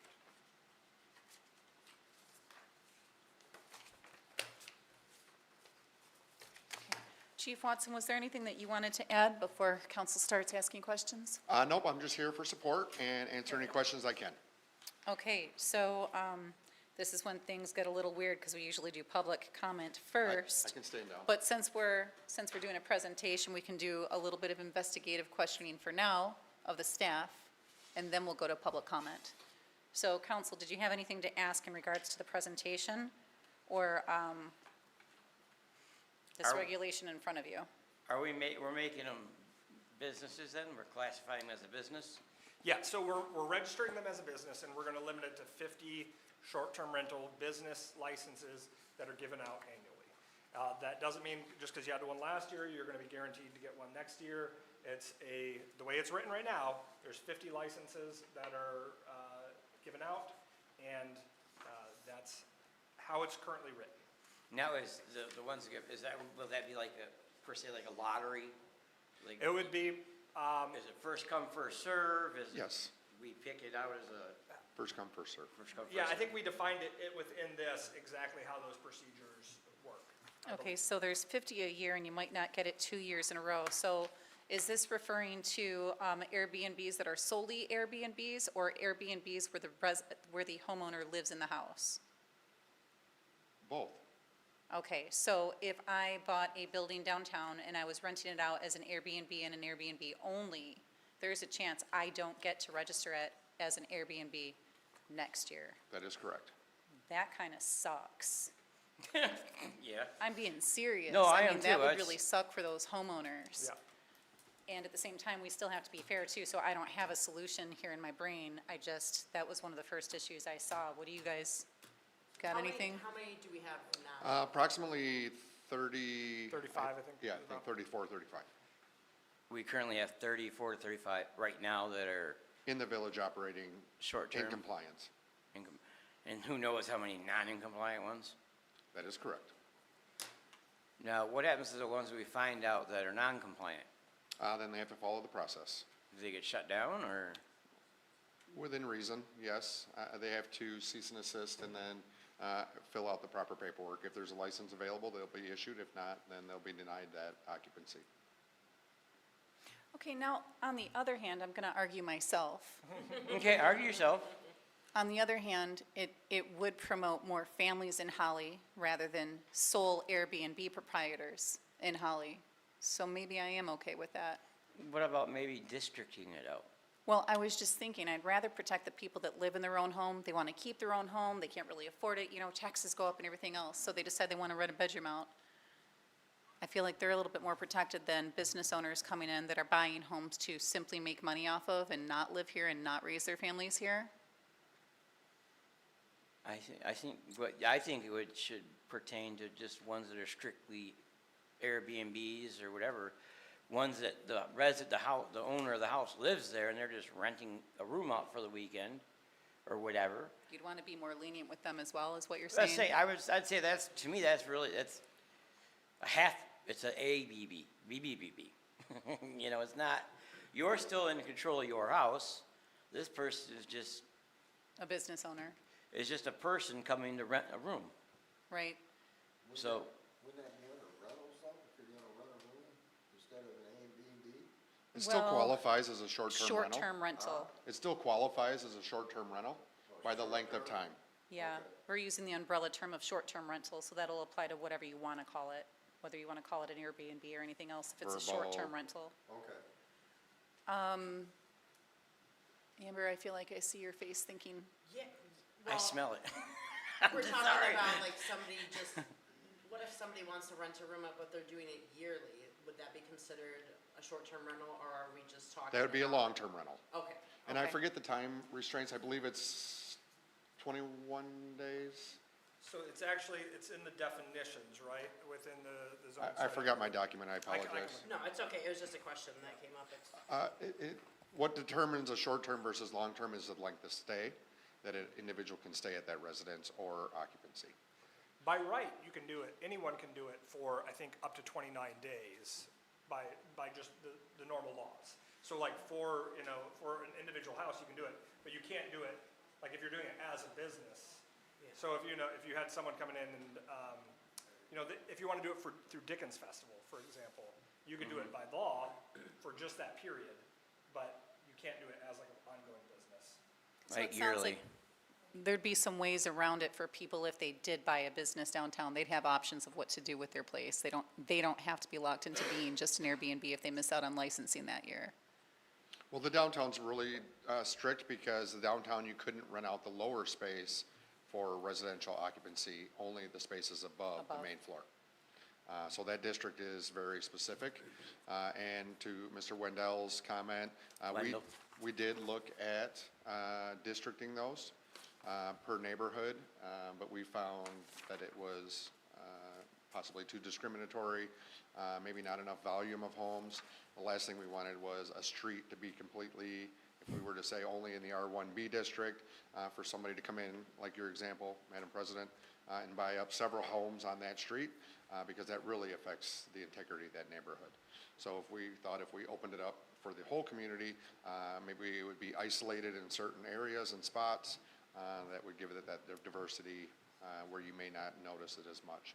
And we've changed a lot of the rules and regulations pertaining to those short-term rentals, such as no tents, no campers, which were in the previous ordinance, along with some other modifications that were made to make it a little bit more cleaner.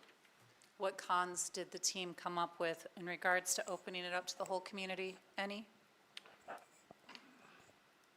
Cons to it, opening it up to the whole community? Well, I think instead of just being in one district, is that what you mean? Yeah. I think the cons are, it's more diverse, right? It's not so congested. I can't, Jim, do you recall, I know you sit on the planning commission. He was, I believe you Mr. were absent Hopper. for this discussion, yeah, you were. Do you mind if I bring Yeah. Mr. Hopper? Come on up to the podium, sir. Mr. Hopper, I believe this was your second meeting, and he was super involved. But he's very motivated and. Hey, we're definitely calling got to it. the plate again. No.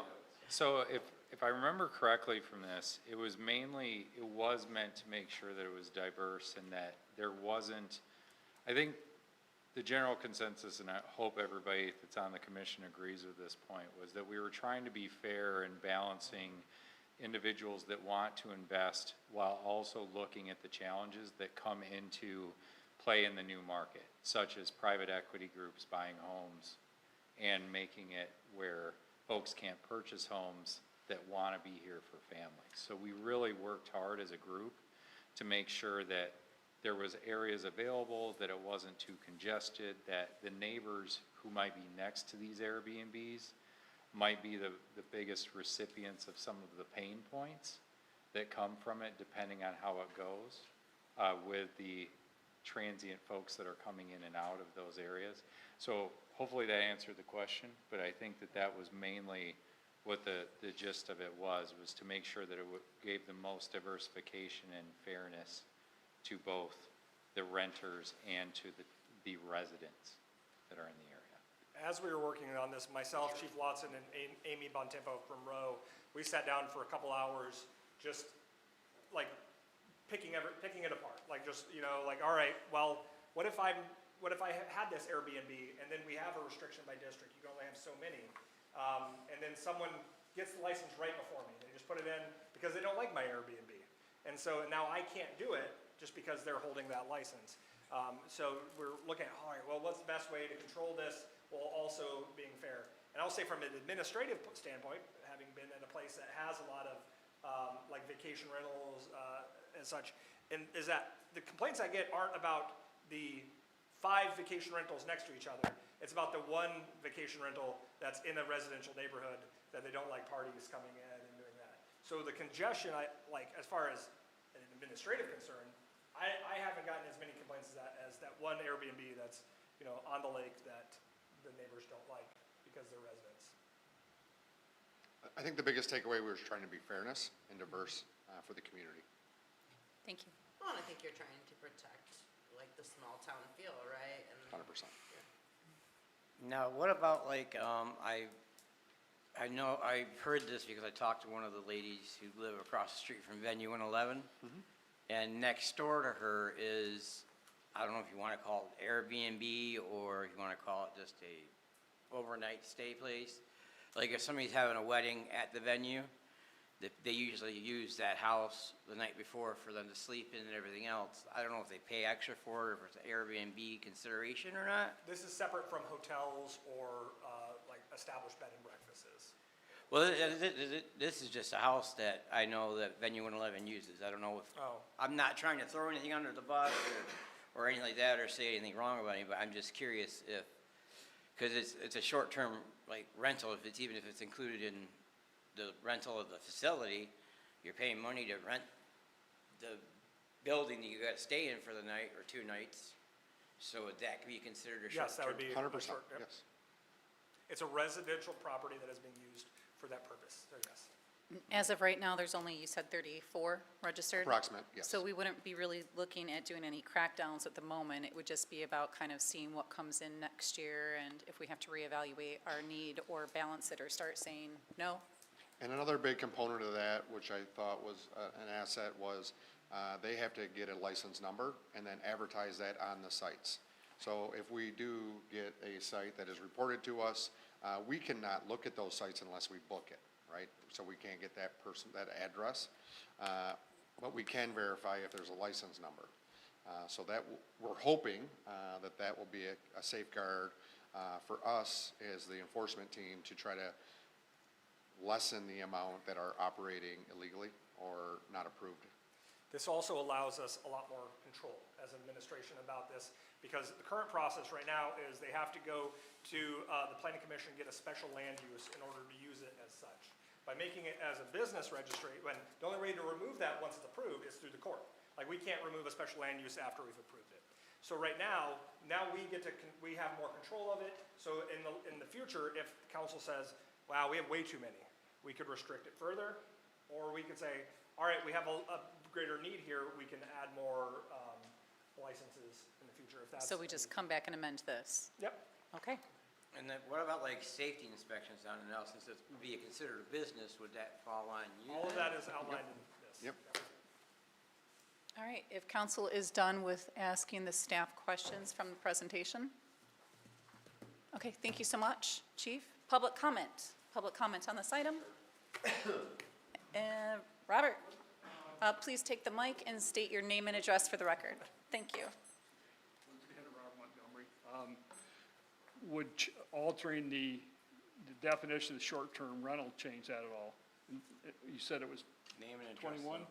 he said it as he walked. I haven't confirmed the exact timeline, but I mean, what if you reduce it down to 4 or 5 days? Does that take some of the problems out of the market? I'm just throwing that out. It's not saying it's an answer, I'm just throwing that one out there. Like in terms of like somebody renting, like only give them 4 or 5 days versus a Well, week, then or- it becomes more of a definition of a bed and breakfast, I think. I think as Holly gains a reputation as a wedding venue, There's a definite need for hotel rooms, there's a definite need for B and Bs, so does narrowing that definition help that or hurt it? I don't know, I'm just throwing that one out there. Well, thanks for the food for thought. So, it's something to talk about, so. Thank you. Any further public comment? Jarrett? So Jarrett Hopper, 309 Cogshell.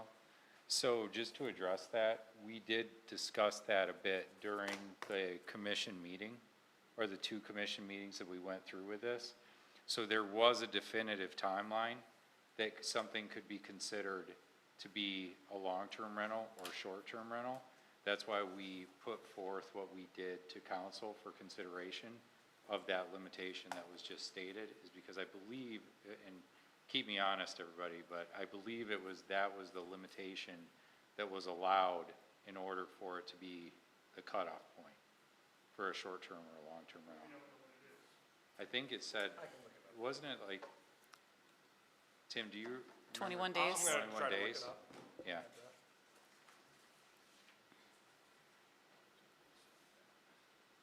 While Tim's looking that up, any further public comment? Hearing none, seeing none, closing public comment. Council, any discussion? So my concern is the 50 applications. It sounded like our manager, and if I can ask him a question. Did you have any hesitations with the 50 applications? You said, that's what we have right now. I took that to mean there was hesitation on your part. So obviously, with a limited staff, I was concerned about, taking on this additional responsibility as far as the administration portion of it. I think that the way that we have it worked out, as far as the way that it's written in here, limits that, our responsibility on that as much. What I don't want us to be is the arbitrator. I don't want the people up front to be like, all right, this one is 500 feet from this, and having to pull out a map and figure that out. By having it just be like first come, first serve at a certain point, or like this is when we accept our applications, this is how we review it, having criteria, it removes some of that guesswork, and it just, all right, we're just processing these applications. Council, any further questions or discussion? So I have a question. If somebody purchases a home to turn it into an Airbnb and they don't get the license, at that point, is there a process for them to maybe, what's the difference between the bed and breakfast that's established and somebody who's just renting on VRBO? What is the difference between Are they short-term rental registering and a bed and breakfast? different? Does it become a special land use? What are those processes? I would have to look at the definitions within Okay. our ordinances, how those are defined, and that's where I'm headed right now, so I can maybe find some of those. Okay. But they both qualify as short-term rentals? No, they're different criteria about Okay. how they fall. So, I'll see what that is when I can pull it up.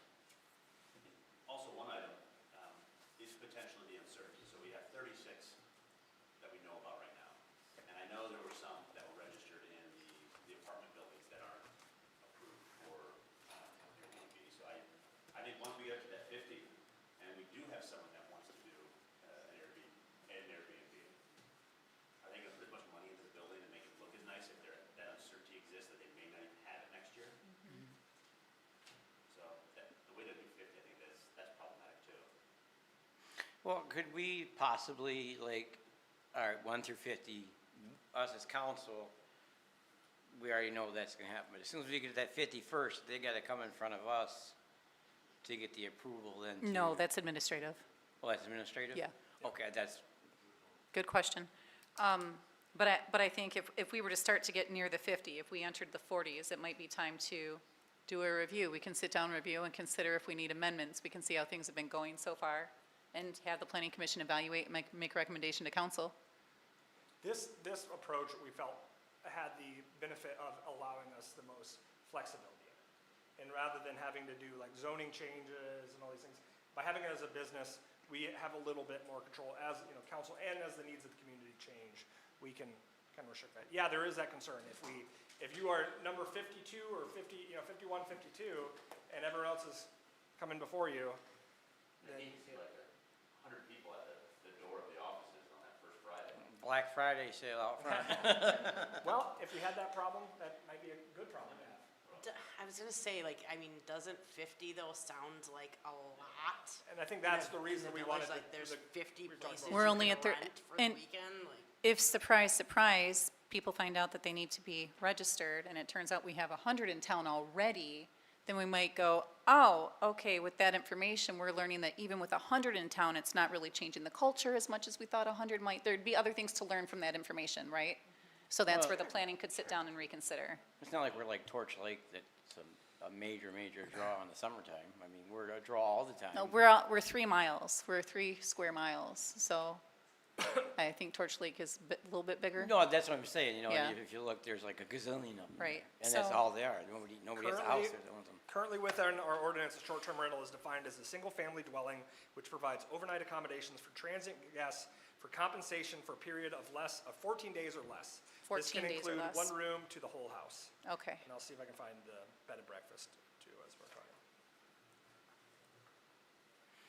I think that actually kind of brings us back to our original, heritage of Well, how. it takes me to, like what Jim said, how do you invest in a property that you're not, maybe don't use in a year? A bed and I don't breakfast get that. is defined as a single-family dwelling which is owner occupied, which overnight accommodations are provided or offered for transit guests for compensation, often including provisions for a morning meal for overnight guests. So it has to be owner occupied. Yeah, these are the definitions that are in there. We do have a lot of things in our ordinance that is archaic, but sure. I don't think a bed and breakfast, someone would be there for 14 days either.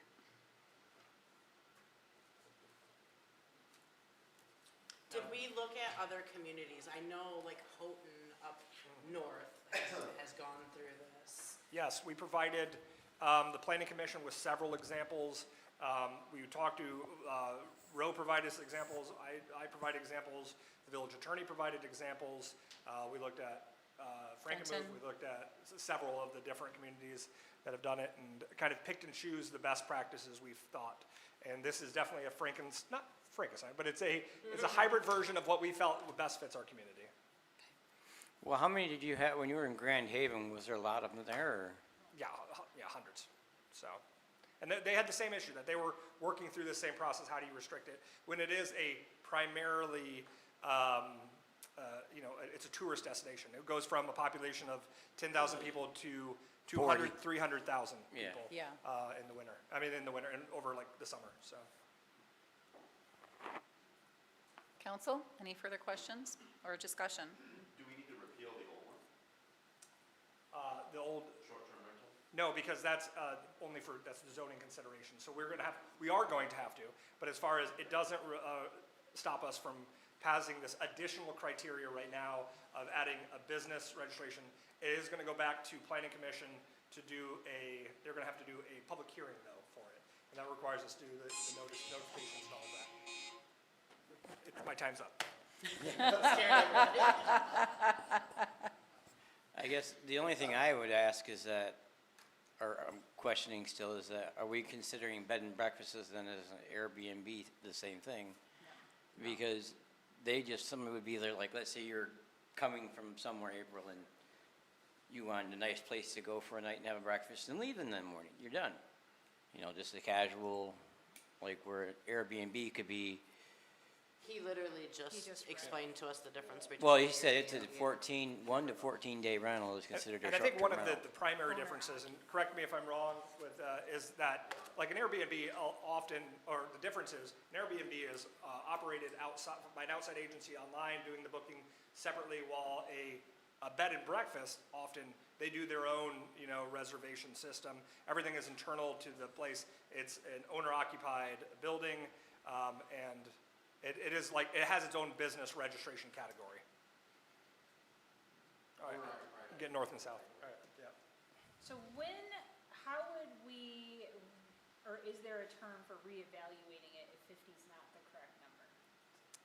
That, it would just be by council action, like either myself or the village president or 2 council members can bring it forward and just say, I believe the likely scenario would be, as an administration, we say, hey, we're getting so many applicants, or people are complaining because they can't get in, and then we ask the question of, do we need to increase these numbers? Or is that, or is our community reached the capacity that we believe is appropriate already, and that, all over Michigan, we need housing for long-term residents, and that's been a need. And the problem is that a lot of these short-term rentals have been taking those houses that would be for families, and so we want to make sure that we are appropriately maintaining a housing stock for the people that have that need in our community. And so, even if there is that need, that doesn't mean it's the best usage of what we have. Okay, so we could consider, someone could make a motion to say that you could say you want to make a motion to approve this with an amendment of adding on an annual review by Planning Commission to be submitted to council by the November meeting, if one wanted to.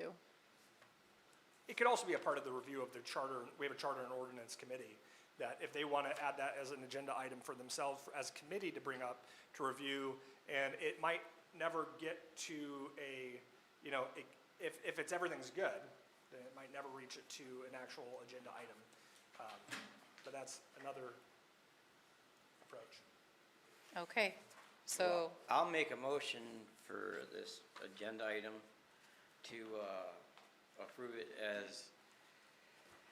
as written, but with the addition of might be, I can't think what I'm looking for now, might be reviewed as needed. by charter and ordinance? Yes, yeah, exactly. By charter and ordinance. Yeah. Motion by Wendell,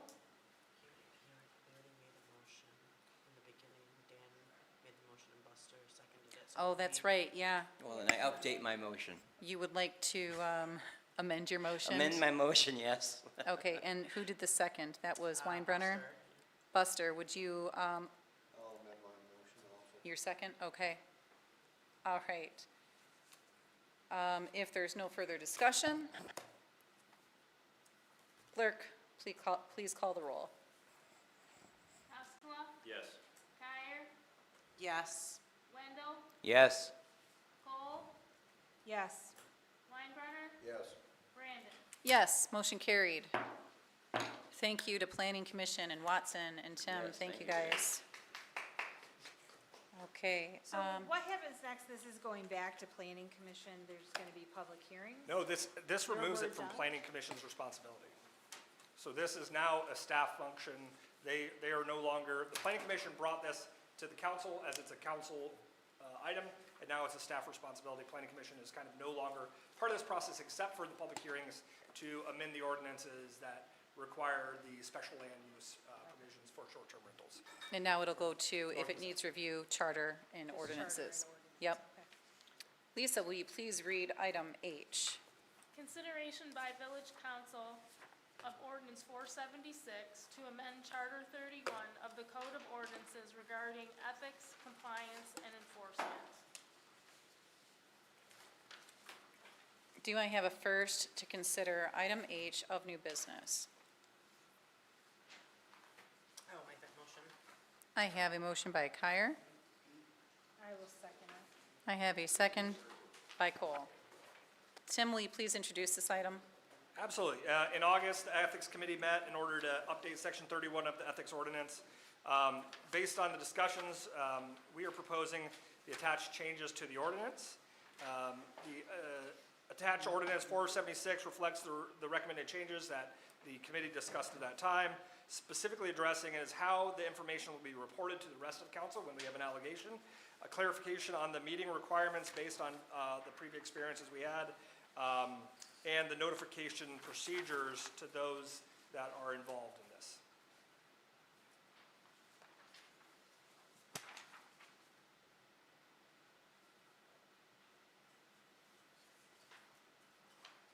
This was to address some issues that we had at one of our previous ethics screenings. Screenings? Oh, We Sorry. realized during session that there was no specific time set, and so we really wanted to flesh some of those things out for fairness to the people with complaints lodged against them. So now the 72 hours notice is tended to in here. The nature of the process is tended to a bit more, who reports what to whom. All reasonable effort shall be made to notify the subjects of the allegations, et cetera. So after you're finished reading that, in the meantime, any public comment on this item? Mr. Mattson? Good evening, Ryan Mattson, 15091 Western Valley. It's pretty straightforward, just a couple things to consider for amendment. I believe that if anyone's accused, that committee meetings should be made public, so that if the Ethics Committee is meeting, the rest of the council, the public, those that are accused can be a part of that, hear the discussion, voice their side if they're the ones that are accused. I like the 72-hour notice period. The sentence after that, though, however, where the notice could be waived by a majority vote, I think that should be taken out. I don't think there's any circumstance where someone that has an allegation shouldn't be notified that the meeting is occurring, where there's a discussion of what occurred and what to do under that circumstance. That's it. Thank you. Thank you. Any further public comment? Hearing none, seeing none. Council, any discussion? On the 72-hour time, is that for the ethics meeting, or is that for the That is for council meeting? notification of the person that, if they are alleged of something happening, previously there was no requirement to notify them up until a certain time point. We wanted to make sure they had like at least 72 hours notification that this proceeding was going to happen. To go to ethics, or? Yeah, no, not to go to ethics, that it would be presented at a hearing. Like for council? Yeah, for council. Yeah. See, I think they should be notified when ethics goes to meet. I don't think it's fair that the person's not there to defend themselves. You know, because ethics could have whatever they want and then be like, okay, well, okay. And then they got 72 hours to try to make their defense, and it's gonna fall on deaf ears basically, because council's gonna take most of what usually is done with council. You know, we usually trust our fellow council members in their opinions, what they do. But like myself, as being one of the persons who had ethics violation happen to them, I didn't have a chance to be at that ethics meeting to defend myself, which was fine because I handled it differently, but some people would want to be there for that. And so the purpose of those meetings are to, first of all, we need to decide, the Ethics Committee needs to confirm, refute, or mitigate any kind of allegations. So many of them in fact, there have been several that have been brought up that never get presented to anyone because they've been completely refuted. Just dismissed out of hand. Just dismissed out of hand. And so we also need to make sure that people have the opportunity in order to, like, if they want it to be public, if they want to do a public meeting, they have that right. If they want to do it in closed session, they have that right as well. And so by doing that, you know, and like, so really the allegations haven't been fleshed out at that time. The village attorney is often involved, and so it is going to be case by case. This is just, you know, it's Just yeah, the groundwork, basically? What's that? I would say like the groundwork. This is an investigation occurs. The findings are brought back to the committee because so myself or the village attorney isn't the ones completely arbitrating these. Like, if an allegation gets brought up, I have a duty to provide it to the Ethics Committee. And I can say through my investigation or through the village attorney's investigation that we believe that these are unfounded, that this is just, an allegation was made, we have to present it to them, and they can look at it and say, yes, it was unfounded, or it needs further action to go forward. And at this point, the alleged hasn't had an opportunity to decide whether or not they want an open meeting or a closed session, so No, that's. what he's saying is I understand 100%. Yeah, so, and so that's why they're not typically held in public.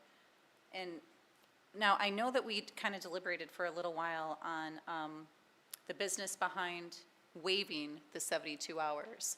And I remember being a proponent of a supermajority, and that was why we said 5 out of 7 had to say that there was a real reason, a real cause to waive that 72-hour notice. And I think if I remember right, we were talking about that might be circumstances where things fell around a holiday or a long weekend. It and was there's- actually, no, more so that the reason that we said that is more so if there were allegations that we thought that someone needed, that we had to do an emergency council session to remove them from their position, that like, and that we had to waive that timeline because, all right, something happened yesterday, and we had to do like an emergency investigation, and we have to, in 18 hours, we have to do, which is our requirement in order to publish a note to notice meeting, we have to do an emergency meeting. Council should be able to vote, all right, we're gonna host, we don't have to wait 72 hours while continued harm may come. Now, again, there aren't probably very many situations that law enforcement already wouldn't be involved or something like that, but we wanted to have that provision in there to not handcuff council from being able to act if something happens that we haven't anticipated. But once again, that's why we said 5, a Supermajority, minimum of So 5. if it was something major, Supermajority. If you then get did. 5 of these individuals to say, okay, I would hope that that's due diligence to the public, that they found it warranted. Thank you, I appreciate that for the clarifications. Now, I could see bringing in, or, my concern with this, I think you need to have some candid conversations when you're doing this whole thing. And my concern would be is the person that you're talking about, or investigating, is gonna show up with a camcorder, and they're gonna get in your face, they're gonna yell at you and everything else. And it just, if you have questions for them, ask them ahead of time. But I don't necessarily think about, Well, really, they're not even, they haven't even been notified at that point, right? Like, it's only come to us. These people have no idea that they're even being investigated at that point because, again, we may sit there and say, well, no, that's clearly not an ethics violation. Why would we even take this further, right? And drag somebody through the hassle of that. I think previously when this first came up, my concern too was, let's say I make a fake complaint about you. Now it's a public fake complaint. And I think if you're able to just get rid of them and say, no, that's obviously not true, I don't think we want to see someone's name dragged. Smeared for no reason. Yeah, some of the things that people get accused of could be, really truly harmful to their reputation, and it has zero foundation in reality. Sometimes you just have, people that don't like you for whatever reason, and they say crazy things. And if that's the case, we don't want to advertise that to the public and harm any of the council members or staff. The village attorney, he reviewed this as well, and he concurred with it. He couldn't be here today, he is in court, and he's gonna join us later via telephone. I was gonna just, I know that Chief Narsh obviously has investigative experience doing these things. I didn't know if you had any thoughts that you wanted to perhaps share with the group as well, or not? You might not want to share. Run! But, It's running away. can we please I start don't the know if I clock, should though? say thank you or, no, I mean, I think council, has a really good grasp on this, and I think everybody's kind of making the sausage here that everybody's gonna wanna have, right? And considering all the things on both Now I'm sides of hungry. it. That's really, sorry, we'll make it bacon. But depends on the investigation, so some investigations could be extremely long, but then I'm gonna be in consultation with the manager, stating why maybe timelines couldn't be met, or why disclosure can't be made. There are things of that major, issue. So I wasn't gonna really comment on it, but since we're here, sometimes I caution against supermajorities only because if the allegation is on 1 or 2 council members and you've set a supermajority of 5, and now you've got 4 that are going to make that, determination, you may find yourself in a pickle. That you can't finalize it because 2 people have to be non-voting. Oh, Chief, it isn't for the voting, for the determination of the ethics complaint. It's only for the waiving of the 72-hour notice. Oh, the waiving, okay, Yeah. yeah, okay. and even if that was the case, the majority can still vote to change the ordinance. Yeah, yep, at any time. But that's the only difference with a police investigation. Most of them are gonna be manager versus the attorney. But sometimes it may involve the police department, and then we would just follow the rules of investigative procedure. and report back to the manager, who would report back to council. Well, I'd pretty Thank you. much say if it was something involved the police, they should already know, and they don't need no 72 hours. Good point. I mean, Point. you know, I mean, All right, any further discussion, council? Thank you, chief. Okay. Clerk, please call the roll. Tyre, Yes. Wendell, yes. Cole, Yes. Weinbrenner, Yes. Haskala, Yes. Brandon. Yes, motion carried. Okay, Lisa, will you please read item I? Consideration by village council to approve Livingston Gutter to install gutters at the police department and village offices for a cost not to exceed $9,420. Do I have a first to consider item I of new business? I make consideration for I. We have a motion by Weinbrenner. I'll second it with an update, though, or a modification. They have the wrong address. Who's got the I'm line? sorry, what, the address again? Yeah, We'll make sure if this passes to update the address. Thank you. all right, thank you. But Councilman I'll Wendell? second the motion. Okay. Before we do public comment, Director Clausen, will you please introduce this item? Two things happened. There was a call for, there's deterioration of the building bricks at the police department. The current drainage system is not working. So there was, we talked to a couple gutter guys. They said that they could install gutters that would create some longevity for the building and the deterioration of the brick. We've had some issues out here with the new building with snow during the winter and water because of the steel roof that sheets off pretty quickly. So there was discussion when this building was originally built, but to keep it within budget, that one of the things that was tabled was gutters. So we went out and solicited bids for both buildings. Livingston Gutter, overall price came back as the lowest bid, and that's what staff would recommend that we use. This is a budgeted item, and it actually came. Yeah, in there's a about capital half of improvement what we line, yeah. So, yeah, there was money budgeted because the original quote for just this building alone was more than the total for both buildings. That's a big price difference. It's a $1,500 difference. Yes. I've personally used Livingston Gutters, and they've done an excellent work, and then they were referred to me by a local contractor, so. Okay. Council, any questions about the presentation? So are we going with just Livingston Gutters, or? Yes, because their combination of both bids was lower than Gutter Guys. Now, the difference though is that one's a 6-inch and one's a 5-inch. Does that reflect the huge price difference? And is, No, because most of them use they're seamless gutters, so they come out with a truck and they'll use they'll be 5-inch gutters, but they'll probably have 6-inch downspouts. That's what they used on my house. So we're fixing this part of it, but are we also going to address the drainage issue along the foundation? It's not a drainage issue. What happens is the water's just sheeting down Okay. and splashing up against the brick, and that's what's causing the deterioration. So by channeling the water to one end of the building or both ends of the building, you're gonna stop that sheeting or that bouncing up off the stone around the building and hitting the brick and causing the deterioration at the police department. Trying to freeze us out here? Okay. All right. Council, if you're done asking Brian questions? Yeah, no, I'm just, Okay. I'm gonna call the order, because I'm getting frozen out of here, and I don't get frozen very quick. Any public comment on this item? Any public comment? Hearing none and seeing none.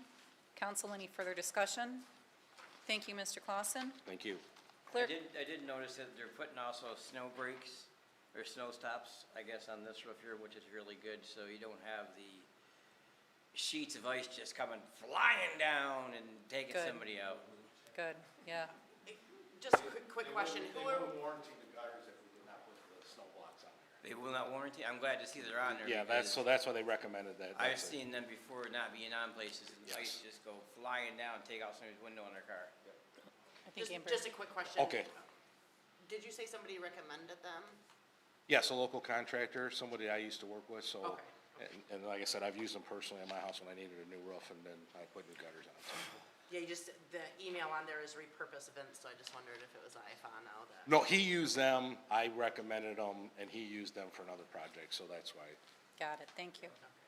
Okay, clerk, please call the roll. Wendell, Yes. Cole, Yes. Weinbrenner, Yes. Cascola, Yes. Tyre, Yes. Brandon. Yes, motion carried. Clerk, will you please read item J?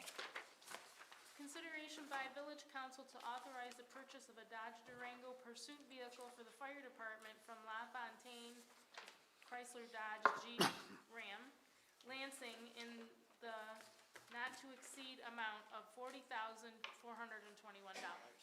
Do I have a first to consider item J of new business? I think consideration of the, number I. We have a motion by Weinbrenner. It's Jay I Weinbrenner. mean J, excuse me. Oh, we have a motion for item J by Weinbrenner. Do I have a second? I'll second. We have a second by Cascola. And Chief Watson, will you please introduce this item? Thank you, Council, again. As part of the fiscal year 2026 budget, $44,000 was allocated to the purchase of a new pursuit-rated vehicle. Staff obtained 3 competitive quotes for suitable vehicles, as you see them listed there. This is the cheapest of the 3. This is a Dodge Durango Pursuit all-wheel drive with a 3.6 V6, particular police vehicle that is also used in fire and EMS. This vehicle is under budget, per line item 101-335-981.000. It is staff's recommendation that council authorize the purchase, with a 10-week lead time. So we'd be getting it, early January. This was an item that we went back and forth on about whether or not put on, even though it was a budgeted item, but with all the consideration and focus on this. But because we budgeted for it, we wanted to present it, but also his current vehicle has had to replace transmission. It's needing to get more work, and we're saying, well, we could throw more money at the one that's not working, but we also don't want our chief, who's our primary active person here, to be stranded on the road somewhere. And so that's why we're going to continue to push this one through. Thank you. All right, council, any question about the presentation? Well, what else is wrong with the vehicle? Are you talking about the white Explorer? 2017, over 110,000 miles. Transmission's been replaced once. I'm not a mechanic, I'm not an engine guy. I can tell you there's a howl, there's a grind. I prayed to the big Lord above us that he'd get me to Lansing today. I wasn't so concerned about getting home, but I really wanted to get there to do my presentation. The entire time, Kurt and I, fingers crossed, and the howling and the grinding that was coming from the rear end was absolutely concerning, to say the least. No, that sounds like a rear end then. And it's already been replaced once under warranty. I talked to administration, we did look at possibly going the used route. My biggest fear is, as a first responder, an emergency vehicle, warranty, right? We need something that's dependable, reliable for staff to, particularly me, to get to that scene safely and facilitate or mitigate the hazard that is in place. While you're on that note, what is the warranty on this? Great question. I think it is a 5-year, I looked at so many, I apologize. I don't remember if I included it in here. Yeah, I don't see it anywhere, that's why I asked. Don't quote me, please, but I want to say it's 5-year engine and then 10 powertrain, if that makes sense. Powertrain? Maybe, and I apologize, cars are not my strong suit. And I did spend 2 months contacting several vendors and had an actual very difficult time securing quotes. So I contacted several local dealers, and I actually got this vendor from, of all people, North Oakland County Fire Authority. Chief Matt Weil, as you know, he's in that new red truck. He purchased from this company here, or this dealer, and gave rave reviews. So I'm taking a play right out of his playbook. This doesn't include none of the lighting, right? No, I plan on repurposing the lighting out of my vehicle into that vehicle. Just We like- have the staff that can do that. Like Kurt did to the one that he got from the Army? And that was free of charge, Yeah, I know, that's what. that vehicle we were able to retain. Honestly, we buy trucks at my work, like, yeah, probably every 2 years, and this is not, this is a great price, honestly, for a new truck. Because we're putting, close to that on used trucks a lot of the time. And I'm Some glad were- that you didn't pick a Ram. Well, some came back, I seen some that were in the 60s and 70s, you know, and obviously, with the budgeted item of 44, I was happy to be able to come under budget with this proposal. Okay. Council? I think Mr. Narsh wants to say something. Well, I do have a question. I was looking at, Come on up, clearly Jerry. this Dodge Durango is the lowest of your three options, and it is under budget, but are you picking it because it's the lowest, or because it is Well, what the department needs? Because two it's things the with that. Ram. So I didn't think I needed the V8. Like I said, Right. I'm not an engine guy. I thought the V6 would be better for fuel economy. You know, we do spend a tremendous amount of money in fuel. And, you know, I'm not a truck guy, so I didn't feel that I needed the truck. The Explorer that I have now carries all my gear and is able to get me safely to and from scenes. It's very, very similar to the Ford Explorer is a Dodge Pursuit vehicle, Durango. I wanted to make sure it handled the gear that you needed and had the space. Yeah, 100%, I chose the cheaper V6 versus the V8, mostly for saving the village additional money in fuel. Absolutely. Thank you. I think Narsh either wants to advocate for you or fight Oh, you for the truck. I'm not sure which. Yeah, I think he Don't wants ask to. for anything. I just want to go on the record that I'm not doing this so he has to buy me lunch. Because that was an earlier discussion, but. No, it's dinner, right? Now it's dinner. No, but I just kind of want to weigh in. The reason this is a pursuit vehicle and it's classified as that, there is liability that attaches to the village when you have emergency operation vehicles that are over 100,000 miles. It's kind of an industry standard. And when you're blasting lights and siren and the expectation is to be on a scene, if you knowingly and intentionally have a vehicle that has mechanical issues, if during those pursuits something happens, you've added a comma and zeros.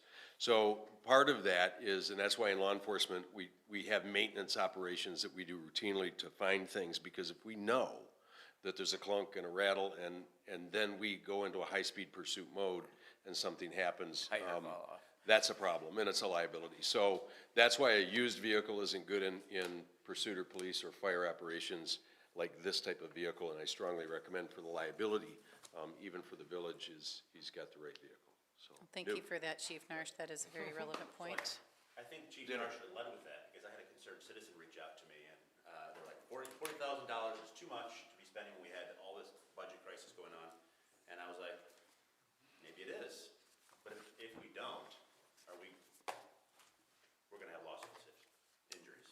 If we don't, it does put us at risk, it sounds like, and also it was already budgeted for. This isn't taking from anywhere else. It's still a couple percent of what the special assessment was, for instance, so it's not chump change either. No, it's not chump change, but it does sound like it's necessary But to. it is important, I think. Necessary to maintain our operations and the safety of our crew. And council, I do have to say, I was questioning whether to even propose due to the sensitivity of where we were and where we are. But as Chief Narsh said, I think the importance of protection outweighs that, right? And I did question it. Tim and I did beat it up pretty heavily between the two of us of whether or not to even pursue this year. But due to the condition of that vehicle, I think the urgency with still 10 weeks to go is a concern. Well, thank you for considering the burden of this decision and the optics, but I don't think that any of us, I think we all gave up on winning any popularity contests a while ago.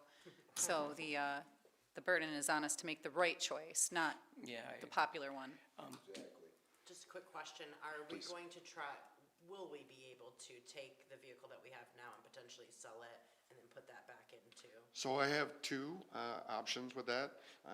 Brian Clausen, there he is, has offered to get a trade-in value on it and purchase it for the water reeds, driving around the community at low speed, getting all the reeds proceeds for the water. And then I also looked at it as using it at the fire department for educational transportation. We have several students in class that travel to Miller Road or to Oxford. So I'm still debating, really, or just to trade it in and get the value and maybe drop this price down more. But first steps first were to get your blessing and be able to move forward with. Now, Chief, now you selected the 3.6 V6 because of fuel economy, and it was cheaper. But I'm curious about the build quality between that and the V8, which would hold up better. You know, because the V8 might have even beefier brakes, better suspension, beefier components compared to the V6. I do agree with you. To segue off of what Chief Narsh said, these are pursuit vehicles, so they're not the standard Dodge Durango. They're already beefed up, so the V8 would be even more beefed up. I looked at the fuel economy and the amount of driving that we actually do. We are 3 square miles. I live 7 miles from the community, so it's not like it's getting heavy usage. It's just that when it is being used, sometimes it's getting used hard. Is it safe to say, to cut off any further questions in the same vein, that all 3 of these vehicles, each independently, met the specs, the specs meet the criteria for a pursuit vehicle? 100%. Otherwise, they wouldn't have been considered. Yes, Thank ma'am. you. Thank you, Madam Council, President. any more questions for the chief or the manager? Thank you, Chief. Appreciate it. Any public comment on this item? Jarrett?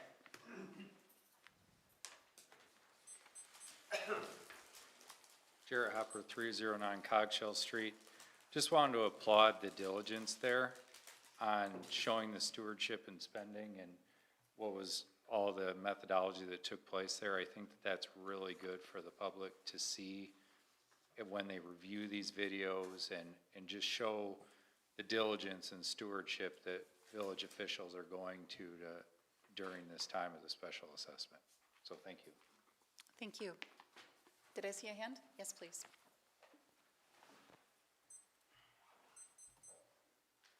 Jan Van Zelfde, 15226 Weller Court. As you guys know, I wasn't the biggest fan of the special assessment.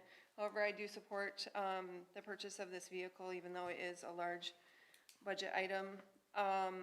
But I do agree with having reliable transportation. I would be interested in seeing that vehicle sold just because it does have some mechanical issues, which could potentially cost the village more money. I don't know if the DPW's budget could withstand that hit if the vehicle broke down or not, but anyways, that's just my personal thought, is to sell the vehicle and put that money back in the budget. And then I do applaud both departments for coming under budget on item I and J, and I would just be interested in what the plans are for that, that money that was budgeted for but has not been spent. My wish as a resident would be for it to just not be used on anything else and just go back into the savings fund for next year, so maybe we don't have to assess such a high millage. Thank you. Thank you. Any further public comment? Mr. Love?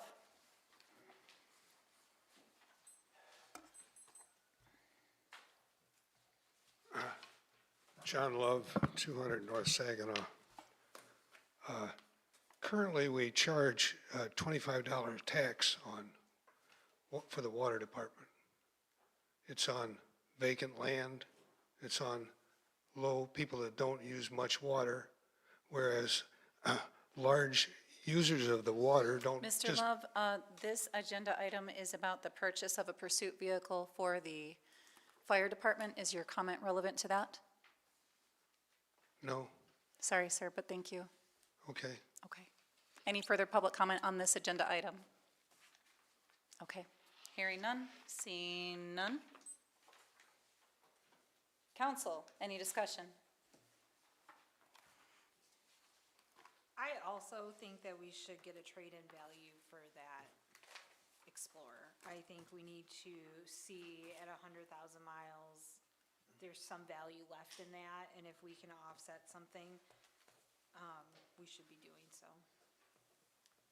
Conversely, do we use the auction sites, like the GovBids or GovDeals, wherever they are? Is that what we use? I just say trade it in, because it's a headache waiting. If it's making grinding, grunting noises from the back of it, it already has had a trans put in, it's already had one rear end put in. You know, I am a backyard mechanic, you know, so I would say I would just drive it up to Lansing one last time and say bye-bye. That's what I would do if it was me. I don't think I have an opinion. If we were utilizing it for low-speed water readings and it broke down, they don't need to be saved as they would in a high pursuit. It's not really, Also, that money would be, as Brian mentioned, that they would be purchasing it from the water, for that department. at a and that'd be comparable reimbursed trade-in back rate. to the- to Yeah. the fire fund, which would be. The equivalent to the trade-in value that will be transferred from the water fund to the general fund. So- Whoever buys it, that's Good fine. luck. But I do think we need to make sure we have the right amount. okay. And just for clarification's sake, that would be an administrative call, correct? It's not, like, council can say their opinion, but it's not up to council to direct that decision? I mean, it is an administrative call, but obviously I'm gonna follow the will of the council. If the council Okay. says they wanna do that. Yeah. This isn't the ground that I'm gonna hold on. What to do with it. As long as you don't buy it for personal use for Yeah. $1,000. Okay. Clerk, please, was there any further discussion, council? Clerk, please call the roll. Cole? Yes. Weinbrenner? Yes. Cascola? Yes. Kyer? Yes. Wendell? Yes. Brandon? Yes, motion carried.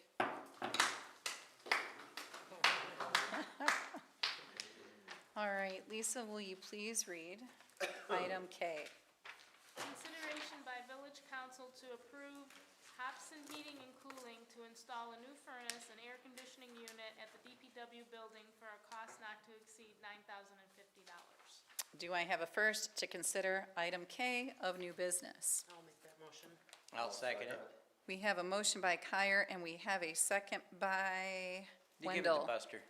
I already said it. We have a second by Wendell. Ah, darn it. It's me and you, kid. All right. Director Clausen, please. This was a discussion during the budget session. The current heating and cooling system at the DPW is, I'm gonna say a 1970s vintage. When I fired it up for the first time this year, the other morning, it took me about 15 minutes to finally get it to work. It didn't just blow up? No, I was crossing my fingers because I was standing down there right next to it, so. And we have two what I call window shaker units, one in my office and one. Oh, God forbid you and be then- hot.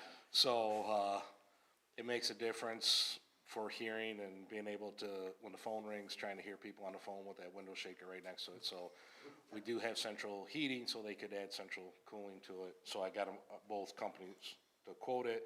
I did get the third quote late yesterday afternoon, and it's almost double what the lowest quote was. So that can be provided if council wants it, but it was around $16,000 from Triple H. I did solicit 3 bids.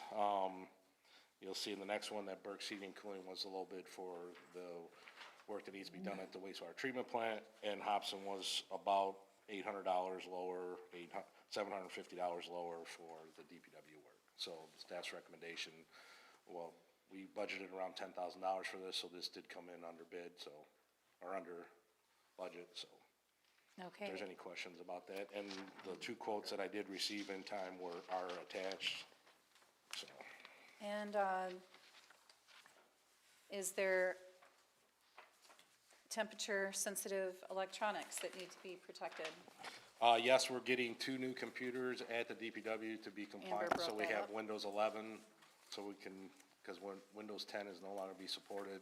The one computer has Windows 7, I believe, on it, but my computer has Windows 10 that does not support Windows 11.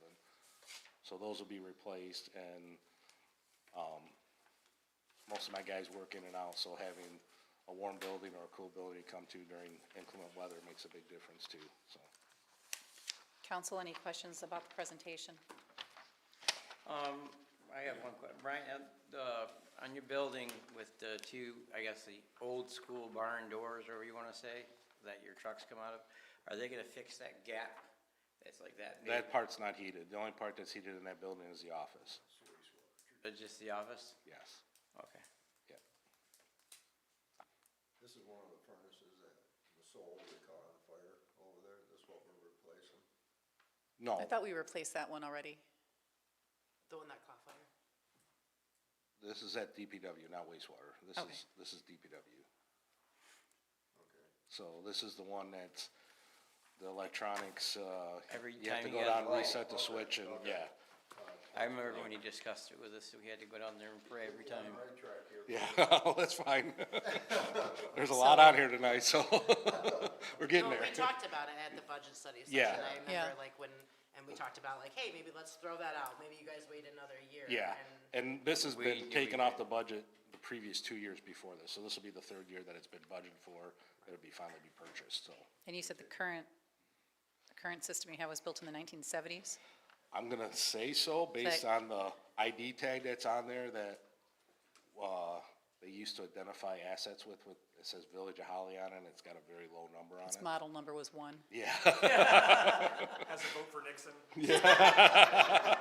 It's got wallpaper It's got on it. negative value to it. Okay. All right, council, no more, if you don't have any more questions for the presentation. All right, I'll open up public comment. Public comment? Oh, okay. I just want, I'm sorry, Jan Van Zelfde, 15226 Weller Court. I just wanted to clarify, because now it sounds like there's two furnaces possibly, one for the DPW building and one for waste. Yeah, that's the next agenda item. Okay, oh, it is the next agenda item. Okay, so this furnace is the one that we budgeted $10,000 for, that, I believe the fire chief said that if it didn't get replaced, the building would burn down and we'd lose like thousands of dollars worth of equipment. Okay, so I support that.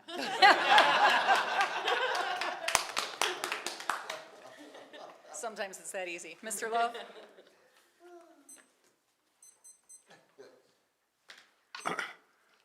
Couple of things on the agenda here. I'm sorry, John Love, 200 North Saginaw. It says amending the budget amendment. It doesn't say what the amendment is. What's the subject? Not an amendment. It just says amendment. you're talking about item N, Yeah, I'm talking about N and and we're on K. Q. We are on item K. You have a list of the agenda items. We have the packet with the details inside.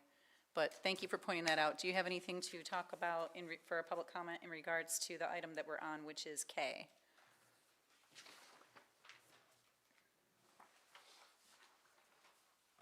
No. Okay, well, thank you, Mr. Love. Any further public comment on this item? Hearing none, seeing none. Council, any discussion?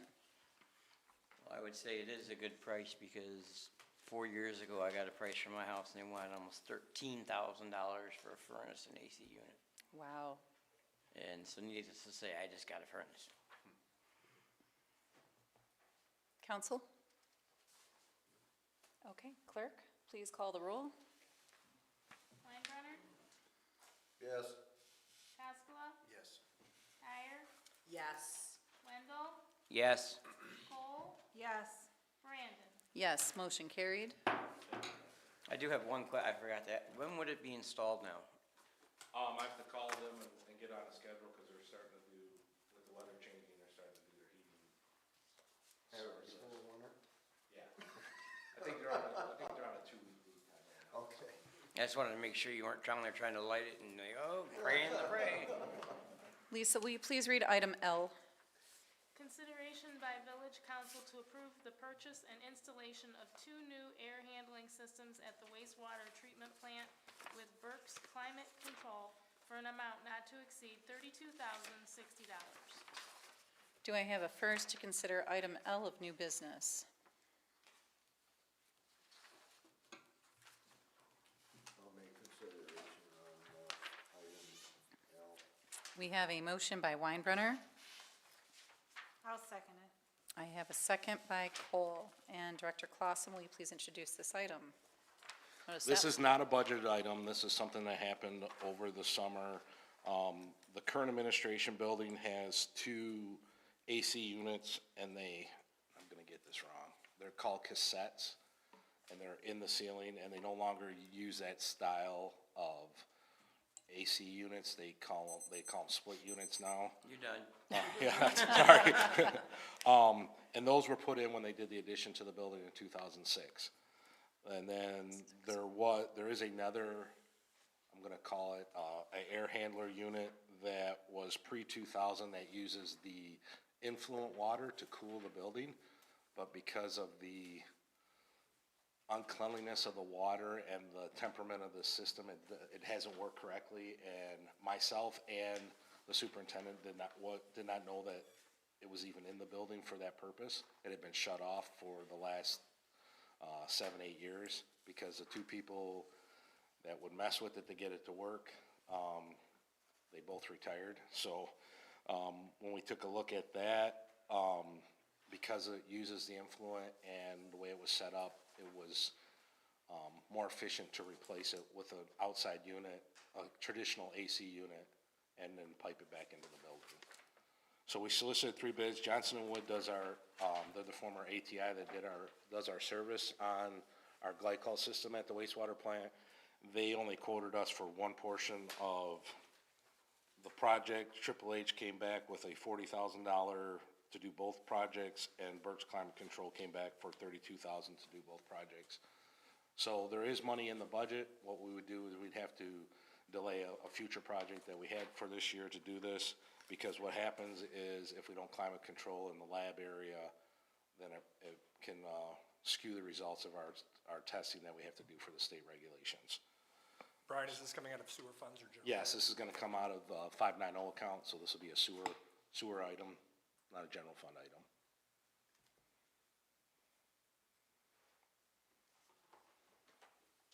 Okay, can you speak to the impact on the budget? You said we might have to amend it at the end of the year and push off another project. There is, we put in, I'm gonna believe about $100,000 for projects. One of those things is PLC upgrades, which we've started. So what we would do is, we did get some good news with the new company that was approved by council. One of the components the previous company had us buy wasn't needed for the current upgrade, so we'll save some money there. So as we get the quotes for the next one, we can either scale back that project or save enough money with the equipment that we have currently that may cover this cost, but we're not sure until we solicit the bids for that project. Okay, in option 1, though it's much cheaper, it says the addition portion only, they don't work on the, Yeah, they didn't do the whole scope of the project. We need Okay. both of them done, because the second part that they didn't quote is for the lab. The main part, which was done in 2006, is the office area where we have several computers and servers, and so. Amber, Yes. I hear you reading. Nothing of import. Okay. Council, any questions for the presentation? Okay, I'm going to open up public comment. Any public comment on this item? Jarrett?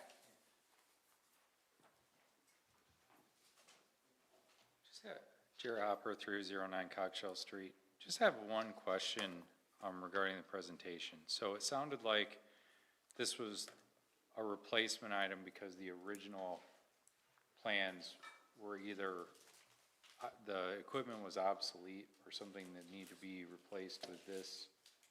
Yes, in the office area, they use what they call cassettes. Yeah. They're large square units that go up in the ceiling. Now they use what they call a split unit, where they're both heating and cooling. Those cassettes it's outdated technology with the cooling system. So, And not to interrupt you, sorry about that. Like, was there any type of valuation done of how much it would have been to replace the obsolete, like not with this fix, but what the obsolete technology would have been? I'm just thinking of the To fix the obsolete? Yeah, because I'm just thinking of the transparency that we had on the Durango situation, that in keeping it recorded for stewardship across the village, if we knew, that would just be details that I think would be great to see, is if there was something that said, this is what it would be to replace the old technology with current obsolete parts, this is what it is, the new, just to show the valuation. well, the obsolete parts, the problem is they couldn't Okay, We did ask them, can we just hand you what we have? okay. So, thank you. Thank you, Jarrett. Any further public comment? Hearing none and seeing none. Council, discussion.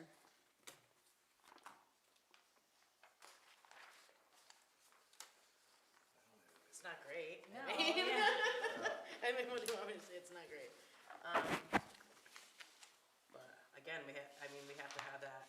Otherwise, we don't pay this and then we lose how much equipment if it's not climate controlled. So again, you're talking about risk management. Right, and you have, when you're working with samples and labs and stuff like that, that is where that gets, and it's not unheard of, if it was last really done in 2006, we're talking it's a 20-year-old unit, even in someone's house that is going to start being replaced, but.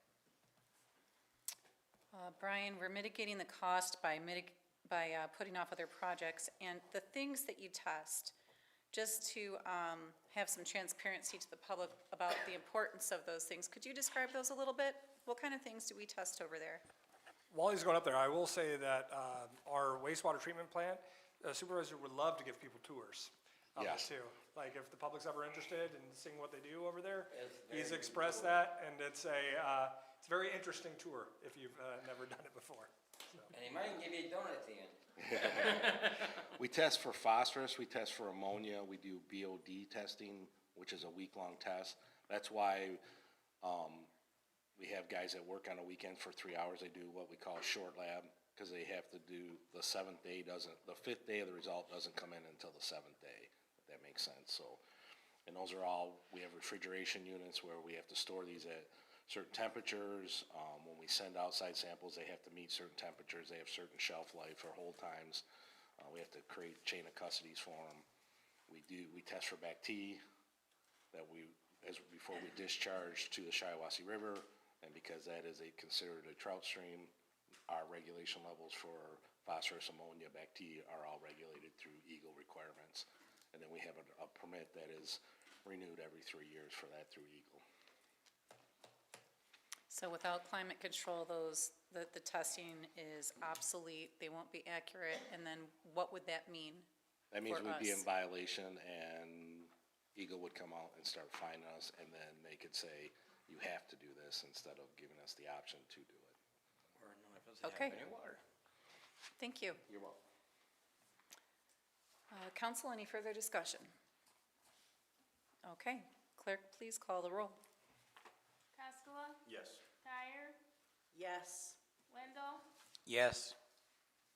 Cole, Yes. Weinbrenner, Yes. Brandon. Yes, motion carried.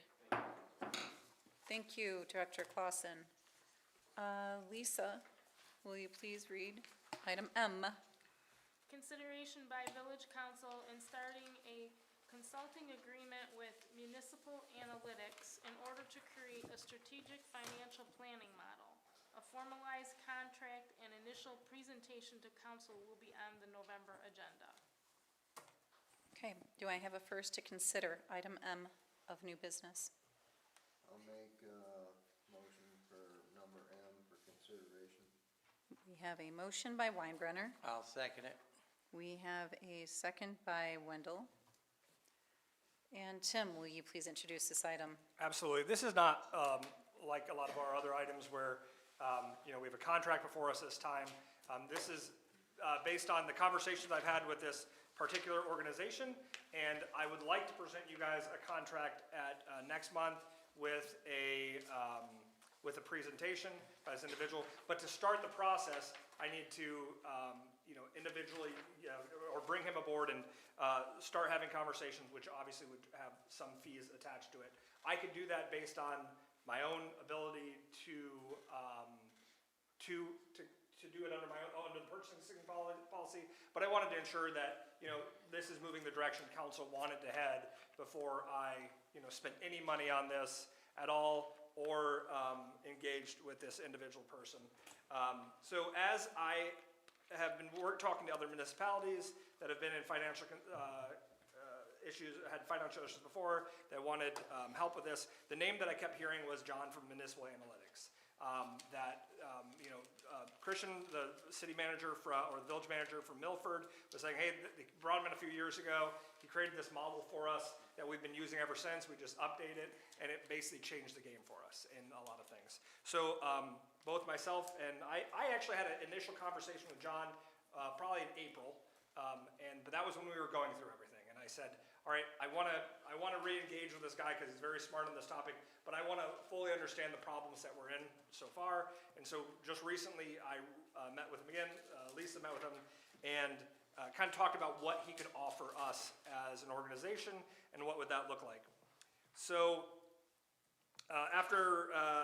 so based on the discussions, he proposes partnering with the village to develop a strategic financial planning model. This model would include all major governmental and enterprise funds, several years of historical actual revenues and expenditures, current year operating budget detail, a 20-year forecast horizon for revenues and expenditures, user-friendly tables to apply different assumptions to specific line items for each year in the forecast, existing annual debt service obligations for all funds, including in the model, a capital planning tool to test different levels of investment over time, the ability to evaluate funding capital with cash or debt, a pension analysis worksheet to test pension funding strategies, water and sewer rate calculation tools, including separate village rates for village and non-village customers, utility customer billing data, cash reserve and fund balance targets for each fund balance based on industry standards, best practices, and Holly's unique needs. Optionally, we could also evaluate alternatives to the existing tap-in fee structure. A cityhood versus status quo financial comparisons. A separate cityhood worksheet would allow this option to be evaluated independently of the financial model that focuses on the improving village's finances. So we could use it regardless of which direction we head. If we continued as a village, if we pursued cityhood, this would kind of give us, this is what the forecast would be. A summary charts and tables in dashboard format to provide easy understandable snapshots of financial forecasts based on different assumptions. So how could we use that? How can we use this model?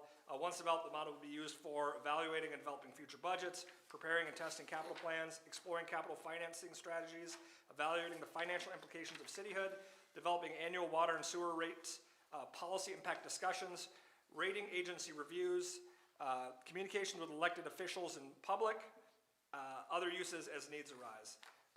So a rough cost estimate for undertaking the above scope of work would be in the range of $18,000 to $25,000. Now, again, we haven't had a contract written up with him. I wanted to, again, in November meeting, if we decide to proceed, we would have a contract, and he would come and present, and he would present, this is what we do specifically, how we're going to do it with Holly, and this is what the actual contract would be. But again, I wanted to just bring it to council before I even started doing any kind of like day rate stuff with him. Let's see. And so, in accordance with our competitive bidding requirements, this is a very unique item. The services they provide. Some other agencies do it.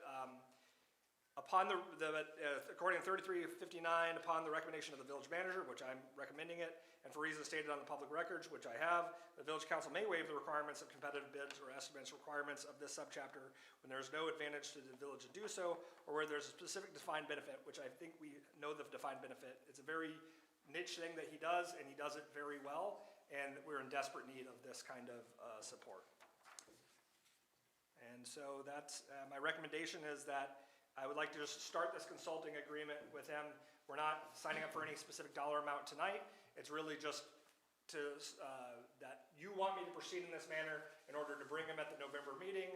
And he's already told me he's available, that we can start building something that he can present at that meeting and have a contract in front of you. Okay. Council, any questions about the presentation?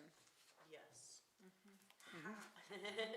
How is this different than what we already are provided by Roe, like in terms of like sewer rates and stuff? Like I know we've contracted with Roe to do forecasts for like our water, sewer rates and that kind of thing, and for capital improvements as well.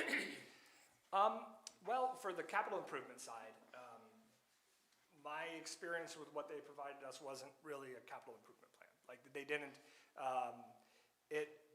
it didn't actually meet our needs, and it also wasn't really what I would define. It wouldn't meet even the RRC requirements that we'd have to have in order to have a capital improvement plan for that specific one. And I know that in the past, we have, some people have expressed concerns with the quality of work that was coming out of there. And so this is just a highly reputable, highly referenced organization that does this. And it also meets several of our needs. Capital improvement plan, water sewer rates, our financial analysis for going forward, our evaluation of cityhood needs. And it hits all of those at one time. And so I feel like it's, although it is a big price tag, or it has potential to be, it's also something that is going to, give us something we use for 10 to 20 years. And then just quick follow-up question. So then if we're not using row, would that lessen some of our contractual payments to row to maybe cover the cost of this new one? Yeah, so we wouldn't use row for certain things. Obviously, we'd still use it for planning, we'd still use it as our engineer of record, but we wouldn't be using them probably for like our water sewer rate analysis, the stuff that we've been doing with Brian Kenmiller. Obviously, we're gonna continue on that relationship right now as we're still meeting and closing out some of those items. But in the future, if this meets those needs, then we wouldn't have to continue to re-engage, develop, these new tools. What do we pay Row for the water sewer rates? It's not row, it's Plant Moran. Oh, it's, I'm sorry, Plant- or Plant Moran. Moran. Yep, you're correct, sorry. Yeah. Right. So I'm not sure of the exact amount that we've paid historically, because a lot of it is they develop a product for us and they give us a price tag, like for this is what the workers, and whenever they've had to come in and do more work, every time we bring them in to discuss things with us, they charge us their hourly rate. So Okay. I couldn't tell you what the definitive criteria is, because all of that was built before I got here. Okay. So would this be for next year's budget? Like, how are we affording this? So this is not a budgeted item. This Not is- yet, yeah, right. Yeah. And so this is just a decision that we'd have to make, and we'd have to, decide if it's worthwhile. It would be not only it would be for our current financial situation, there's things we could implement immediately. It would be things that for our future budgets going forward. And it's something we don't have to, if it's something that the council decides, hey, we want to not proceed in this budgeted year, we could punt it until another fiscal year, but the need doesn't change. We're gonna need this, and it will help us for future budgets as well. So the presentation, do they charge us for that? Yeah, he would charge us for his time, like. Okay. And what does that cost? It would be whatever his hourly rate is, and I'd have to pull that up. And that falls, I think you said, under your amount where you could have approved it administratively without going through us if you I wanted? could have, but I just want to make sure that we're moving in the same direction, and this is we've talked about this in several meetings, that we wanted to do some, we've had people come in and ask us for forensic analysis, bring in outside agencies. This also allows some of that, it's not a forensic analysis, I don't want it to, that's not what they're providing, but it does allow an unbiased person to come in, review our books, tell us our financial situation, and look forward that it's not one of us doing it. It's an independent review of this. A lot of the things that Pam was saying that they don't do, that council wants, this is going to provide us. Is it just him, or is it? No, it's a company. He would be the lead on it. And he could provide all of that information. I was impressed with him in initial conversations. Just immediately, the things that he was talking, I ended up having to call staff members, and even the staff members afterwards, like, those are really good questions he was asking, just because the way that he's just thinking about it, obviously he does this very well. So in a nutshell, his presentation, the goal of it would be to prove to us that he would be interested in helping us with sustainable economic health, whichever direction the village went in from this point forward. And also to get the intent of, like, what is council's intent? And make sure that what he's developing meets, like, the direction that we want to head. Okay. And so that's why there's kind of a range in there, because if we say, oh, we just want we just want this, we only want a budgeting tool. We don't need water sewer rates, we already get that from Plant Moran. Or we don't need this or this or this, that might remove it and lower the actual cost of the final project. Okay. And conversely here, I've done some research, talked to a couple firms on my own about auditing costs. And a couple I've talked to, they've been a little shocked when I tell them we're paying $100,000, for instance, for a little municipality. So it's possible, and I don't want to speak to how much we would be charged from another company, but potentially we have a savings on our audit costs, and then we could put them here to actually help us for the future. How are we saving money from the audit costs? So for instance, if Plant Miranda was no longer our auditing company, if we went with a different auditing company that is cheaper. Okay. Which we are submitting our RFP for that, but it's going to be for next year's. We already were in the audit season when we started that process, but we're submitting that for next year's audit, so potentially we could have lower rates. Did you say that other staff members met with him? Lisa and I met with him, and then I called Brian, for example, and we're discussing, He had good questions about future utility rates, tap-in fees, how we figured our tap-in fees with REU structures and ordinances, what our current rates were, when the last time we changed the rates. So you had all the right questions. pros and cons of meter size. Pros and things like cons that. that we've talked about in the finance committee, towards updating our rates so that they're, they meet our needs in the future for repairs and replacement of stuff. Are we having a discussion on this now too? Is that okay? All right, yeah, I'm in favor of someone coming like this, because you don't know what you don't know. And all those topics that Mr. Clausen was just talking about, the rates need to be set on something. We just can't decide, well, the tap-in fee is down this much. That actually has to be based on something, otherwise someone's gonna end up suing us if it's not, we don't have numbers to back it up. Well, and I also think with a turnover of, all new management, and sorry, Brian is potentially retiring, that's all major heads of departments except for our public service of police and fire, that, I just think, how do we not go forward with hard numbers and actual plans, like reviewing what was, this is historical, actual revenues and expenditures. We kind of need that. And to have the unbiased input from experts, especially one that comes so highly recommended. Did any other staff have anything that they wanted to add? Lisa, do you have any questions you have?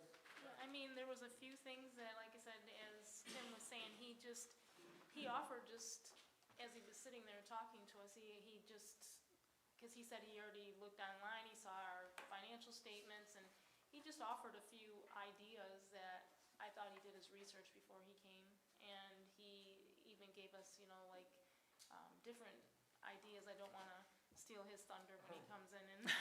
It's free information, let's have it. But it is free information, and I mean, again, he was talking about us making plans and making, plans for our needs and our future with our water sewer infrastructure, and, things that we could do, like as far as debt millages with if we need a fire truck, and just some things that he was saying that just, again, like you wouldn't think of. He touched on things that the finance, committee had already touched on a little bit about, the ready to use with the meters, and how many meters people have in a home, and, how they should be charged, and what's the cost or the detriment to the village by us not doing this. So there was just like a lot of good information that he had. And he's already provided me some like good policies, examples for like a general fund policy, things that it doesn't currently exist. Like how do we set up like criteria within our policies or within our ordinance that make sure that we don't get in this financial situation that we found ourselves already.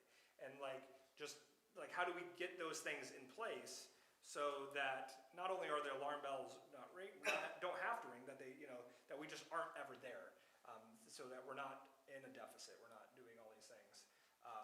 Again, just as we mentioned earlier with Plant Moran, really it's two of us in the office that are doing a lot of this. Lisa handles the day-to-day, making sure the paying the bills, making sure everything's running, and I work a lot of the strategy stuff, but I also do all of the response to any of the needs of the community. And it's really hard for us to hit on all of the needs that we have to look at for this, and it would be very beneficial to have someone with this level of expertise It's really like getting an extra staff member, for, that can do this for us. That is like a complete expert in the field.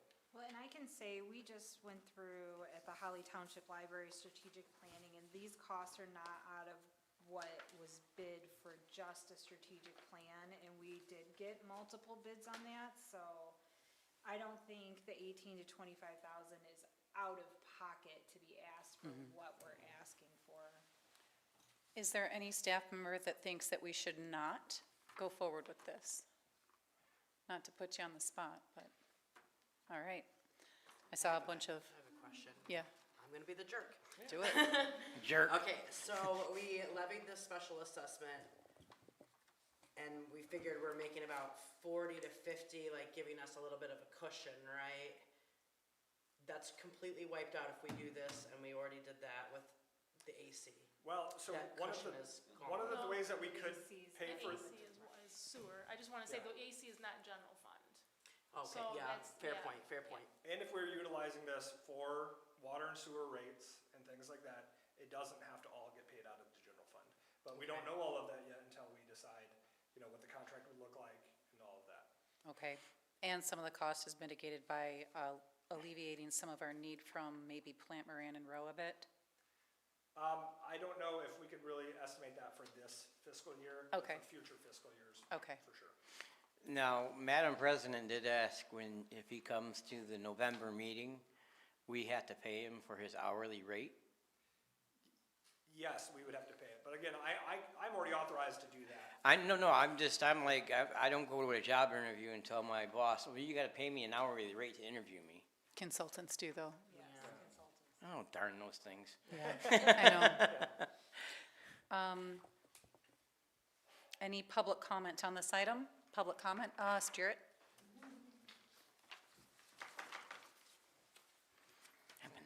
Jarrett Hopper, 309 Cogshell. Sorry, everybody, for all my speaking tonight. No, I'm just curious on consulting fees, because consultants are always expensive, no matter what happens with that. I think it'd be, or just a recommendation for the council to consider, would be to see if other municipalities are using this consultant, what the ROI has been for the other municipalities to use them.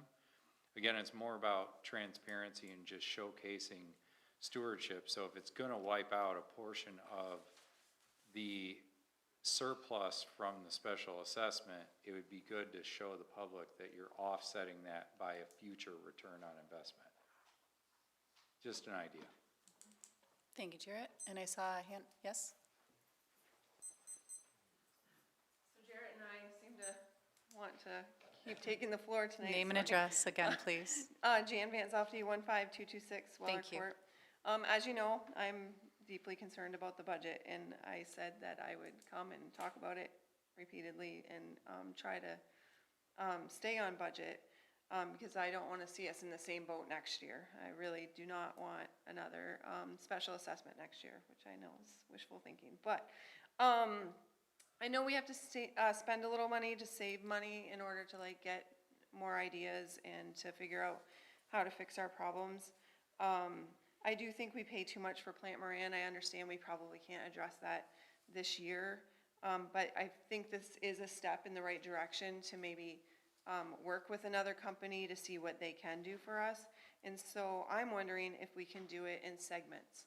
So our immediate concern right now is budget. So can he come in and just focus on getting our budget on track for next year? And then in next year's budget, let's plan for future planning. Let's look at some of the ideas that are floating out, the cityhood possible future planning for that. Like, what is that gonna look like? I like the idea of having a consultant come in that sounds like he's an expert, where he could lay out a budget that would be the village versus cityhood. But I don't feel comfortable with that coming out of this year's budget. I think this year's budget, anything extra that comes out of this year's budget needs to work on fixing next year's budget so that we don't end up in the same boat. And so, yeah, that's what I'm thinking. Thank you. Thank you. Public comment? John, your hand's like halfway up. I just soon go down and see the manager because it's so complicated. Okay, any further public comment? Yes.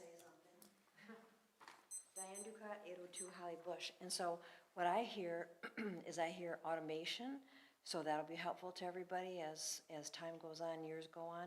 And I hear that, you know, it sounds like it would pay for itself. Doesn't sound like a lot of money to me. So thank you. Thank you. Any further public comment? Hearing none, seeing none. Council discussion, council. Okay, I think we're set. Ooh, I got one in just at the last second. Oh, Jim, rude. Go I ahead. did like Jan's comment about seeing if they can tailor something to. Piecemeal it? Yeah, piecemeal Yeah. That makes sense. Yeah. Because I think without some creative strategies, like on the finance committee here on water and stuff, like the book for setting water rates, like big, set out like huge. And there's no way that one of us can be an expert in that. So finding someone like that and hearing what he has to say, plan for the future. Again, this isn't locking us into anything, just. Right. Yeah, 100%. And It's I'll locking see us into a presentation. Yeah. Just the presentation. I will, and I know our meetings are long already, so I can ask him to do it as in like tiers. Like, you know, this is, you know, what this package would be if we're doing it this, and this is what we do if we're doing that. And I can also talk to some of the other municipalities I talked to and said, you know, the question of ROI and what, you know, at least can you provide me a review? Like, you know, what is your benefit from this? They might not be able to quantify it, but they could, you know, qualify it. Like, this is what, you know, the benefit we saw from this. Okay. All right, clerk, please call the roll. Kyer, Yes. Wendell, Yes. Cole, Yes. Weinbrenner, Yes. Cascola. Yes. Brandon. Yes, motion carried. Lisa, will you please read item N? Consideration by Village Council of Resolution 2025-32 approving budget amendment for fiscal year 25/26 budget. Do I have a first to consider item N of new business? I'll make the motion to consider that item, but I will make just a small addition there that we're pending legal review from our attorney for the original vote. And I can explain it if someone seconds it. Wait, what? That's right, I'll explain it if someone seconds it. I will second it, Oh, Jim. thank you. Thank you. You don't even know what you're seconding. He's fun. Okay. Opening it up for discussion. Yeah. Okay, Lisa, will you please introduce this item? So this, sorry. This item is, so we talked about the, public safety assessment and, how they, when we approved the budget, we approved it into just a line item that just said 205-100, and it said general fund. So what we had done is we had specifically now made a fund for the public safety special assessment, Fund 205. So with the recommendation of Plant Moran, they had said that we needed to bring it to council to put it into that 205 fund. So basically, all we're doing is taking that line item that we had approved for the $600,000 for the special assessment, just to take it out of the general fund and put it in a 205 account. And what we did is we just split some of the wages out of the general fund, so some of the fire wages and some of the public safety wages, and we're putting them to the 205. So it's gonna be a net zero fund for this year. And it allows for accurate, like, for maximum transparency on what's going into that, the fund that we're using for the special assessment, as well as what is the expenditures coming out as well. Okay. Any public comment on this item? John?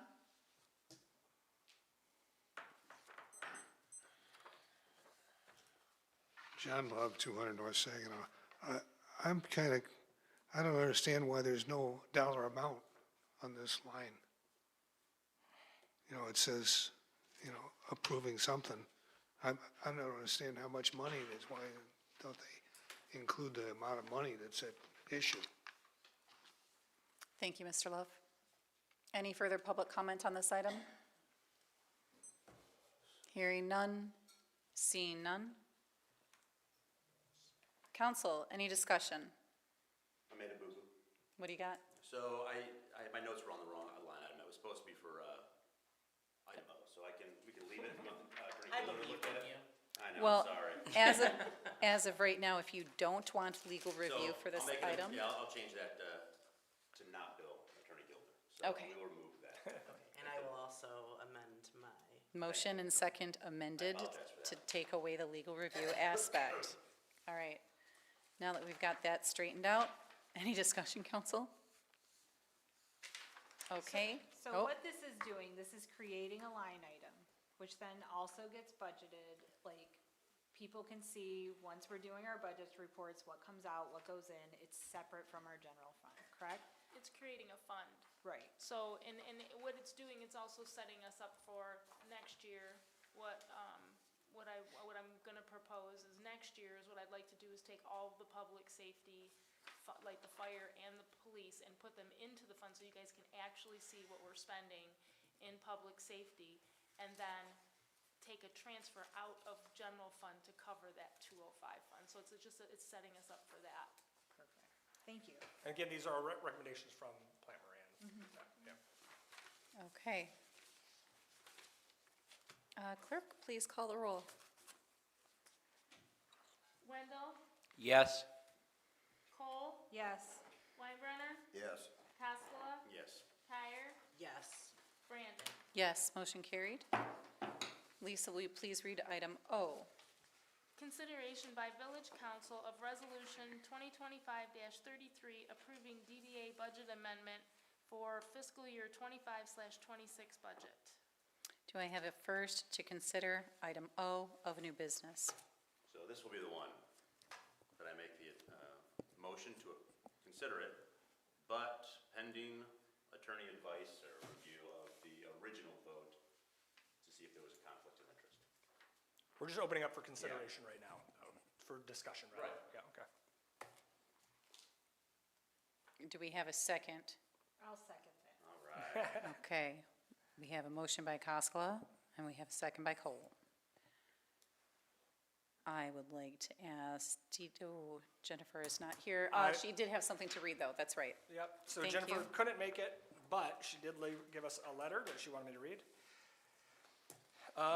So the subject is request for approval of DDA budget amendments 25-26. Dear Village Council members, on behalf of the Main Street Holly DDA, we respectfully submit this letter as a formal request for the Village Council approval of the proposed amendments to the DDA's fiscal year 25-26 approved budget.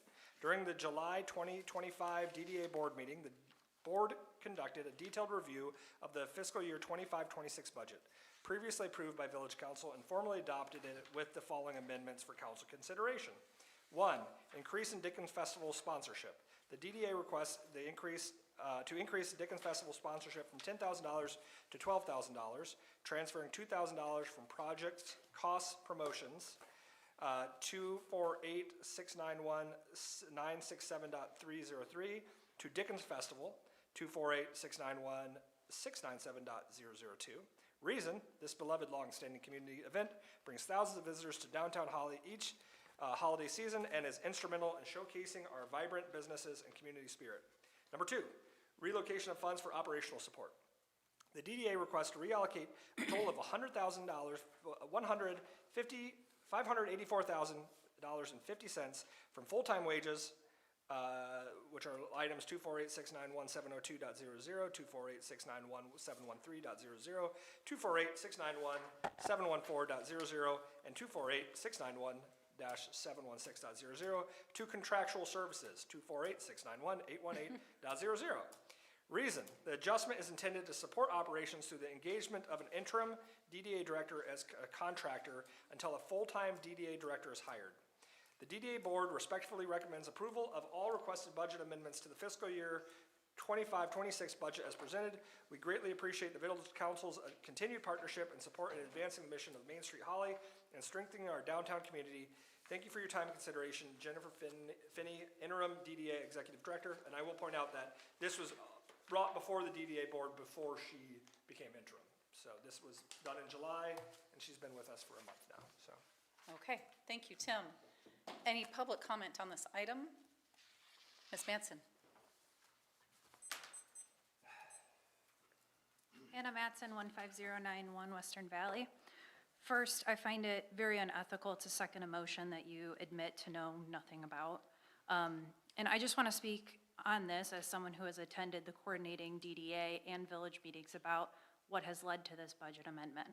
First of all, budget amendments are very common, and in the years I've gone to meetings, I've never seen one have issue with passing like the one you just did for yourself. Also, keep in mind the DDA has handled their finances responsibly. They are not in financial crisis like you are. This budget amendment is a direct result of this council's action to not hire a DDA director. The reason given at the time was because you wanted an assistant to the village manager, but that turned out not to be true. One council person even said that council needs to help the DDA since it was your decision to delay things. That help never came. Instead, you have delayed progress for them. As an example, last night, the clerk told the DDA board that they need to have 3 sealed bids opened in public, an RFP, and a newspaper ad to purchase a golf cart. However, I didn't see any of that for any of your approved spending tonight.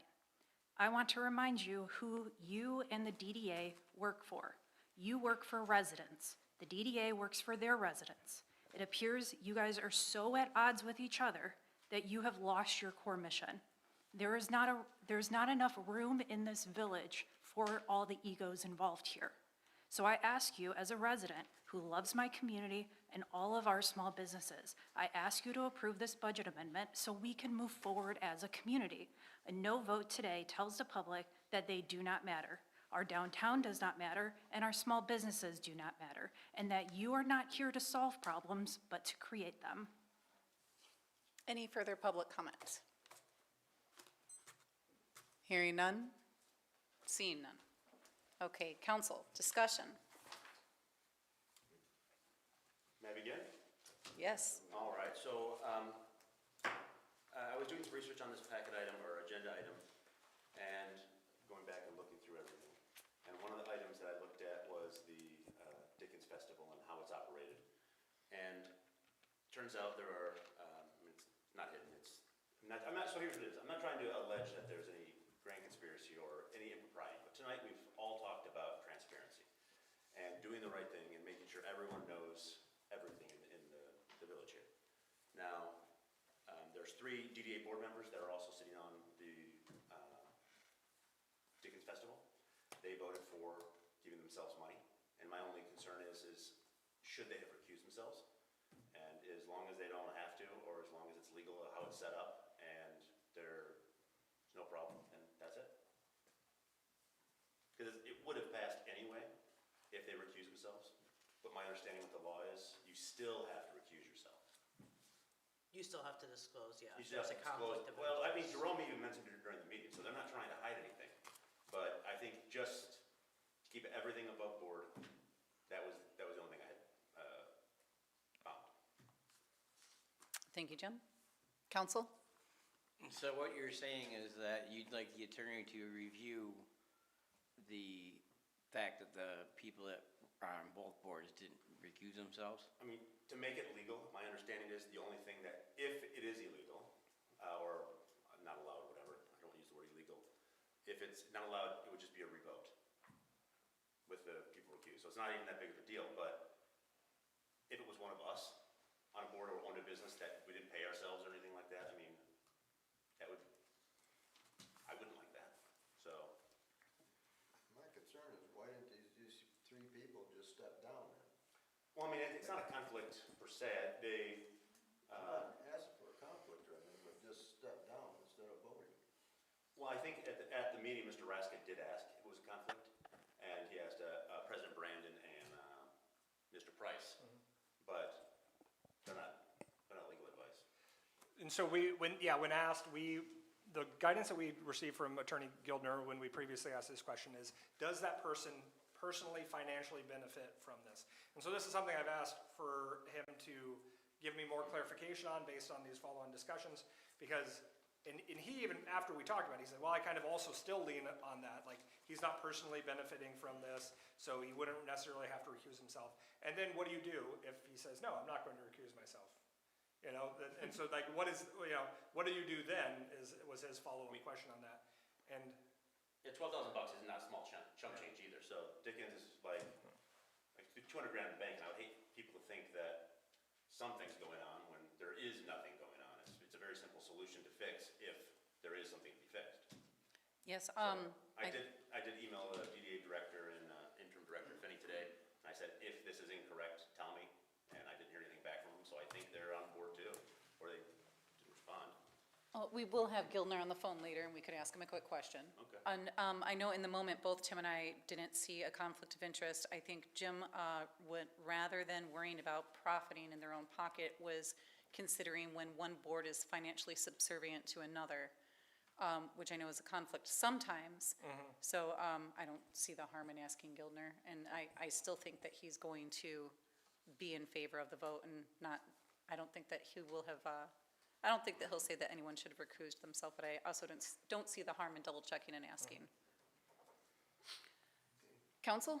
The only other Well, thing. I think the nature of the DDA is that they are invested in their business owners. Of course, they want to, however that works, they're gonna be invested in that vote. I don't see an issue with the Dickens thing. Daniel? I was just gonna say is that, I don't know why the DDA cannot just be their own identity like the Dickens festivals themselves. Because they're an Because that's instrument of the Public village. Act 57 says it's not. They're not elected by the public to manage taxpayers' money. We are. We appoint them, so they're a branch of the. But so their funds are taxpayer money then? Just trying to clarify things. Yeah. yeah, These wheels are running, I gotta make sure they got something Yeah. to run on. It's a good question. It's a difficult one for a lot of people to understand. so yeah, and if you're ever interested, it's under Public Act 57, which is tax increment financing. Covers how that works, but there's a subcomponent on there that covers DDAs, what their powers are, how they can be appointed, also how, what their relationship is like with the municipality. They are their own authority, but they are a subdivision within our own government. So they do have to follow in on many of our purchasing policies and things like that. Now, I'm not on a board, but I am a frequent volunteer for them. Should I ever recuse myself from anything? You don't vote for anything Unless as a you're voting DDA to board get member? paid. No, I meant like when we're voting. Oh, like when on we're this. voting here? Yeah. No, because you're not a member of the DDA board. Okay, And you but don't, 'cause I haven't because you don't vote for volunteered. anything there, yeah. Okay, I just wanted to make sure that I was doing everything above ground for it. Thank you, Daniel. Yep. Council, any further discussion? Okay, clerk? I did have one, I guess, thing that I just wanted to point out. Yeah, for they're my own laughing at clarification. me over there, I think. No, we're talking about German tomatoes. And Madam President, because you were part of it, so the 100,000, because I know that they basically emptied out full-time wages in order to pay the contractual. I did hear that last night when they were talking about it. I understand that they want to do it so they can pay their contractual amount to their interim person, understood. They could do that, or they could be paying as they go, as, doing amendments, so they're not zeroing out their FICA, not zeroing out their Medicare, all those things, if they do have a full-time person.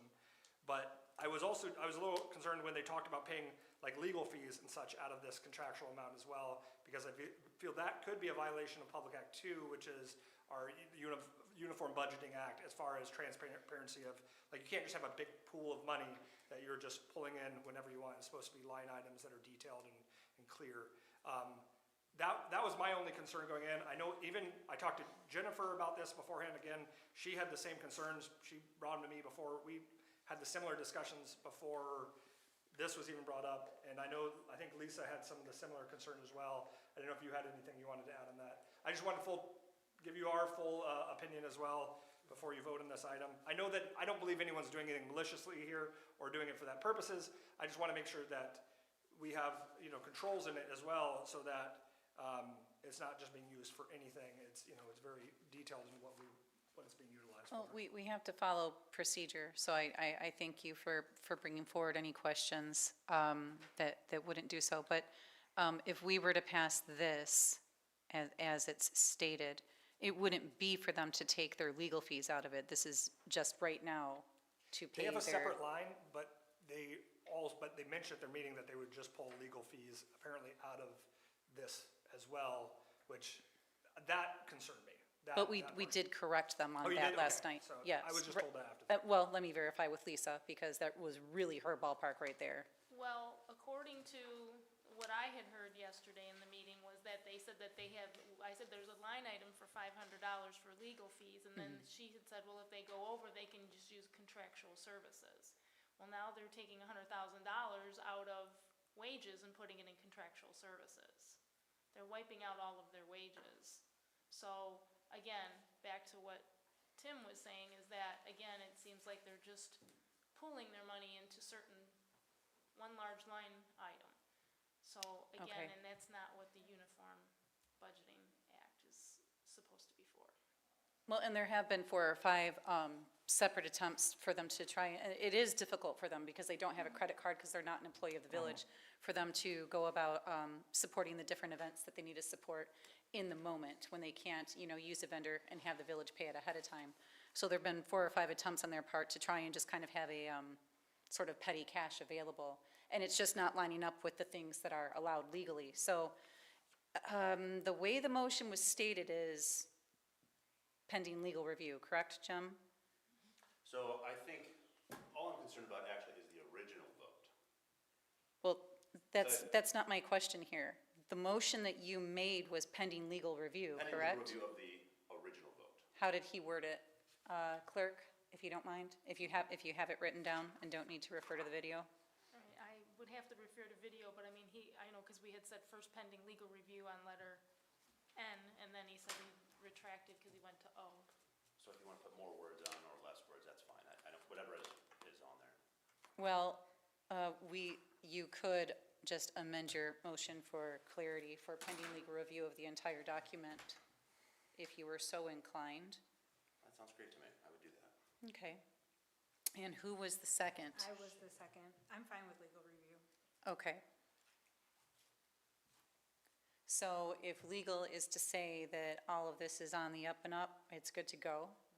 And if legal says it's not, then they'll just have to gather again, and if it's necessary to get a roll on this, maybe they do a special meeting and kind of hammer out some of the details. Okay. Okay, clerk, please call the roll. Cole? Yes. Weinbrenner? Yes. Koskela? Yes. Tyre? Yes. Wendell? Yes. Brandon? Yes, motion carried. We have item Q.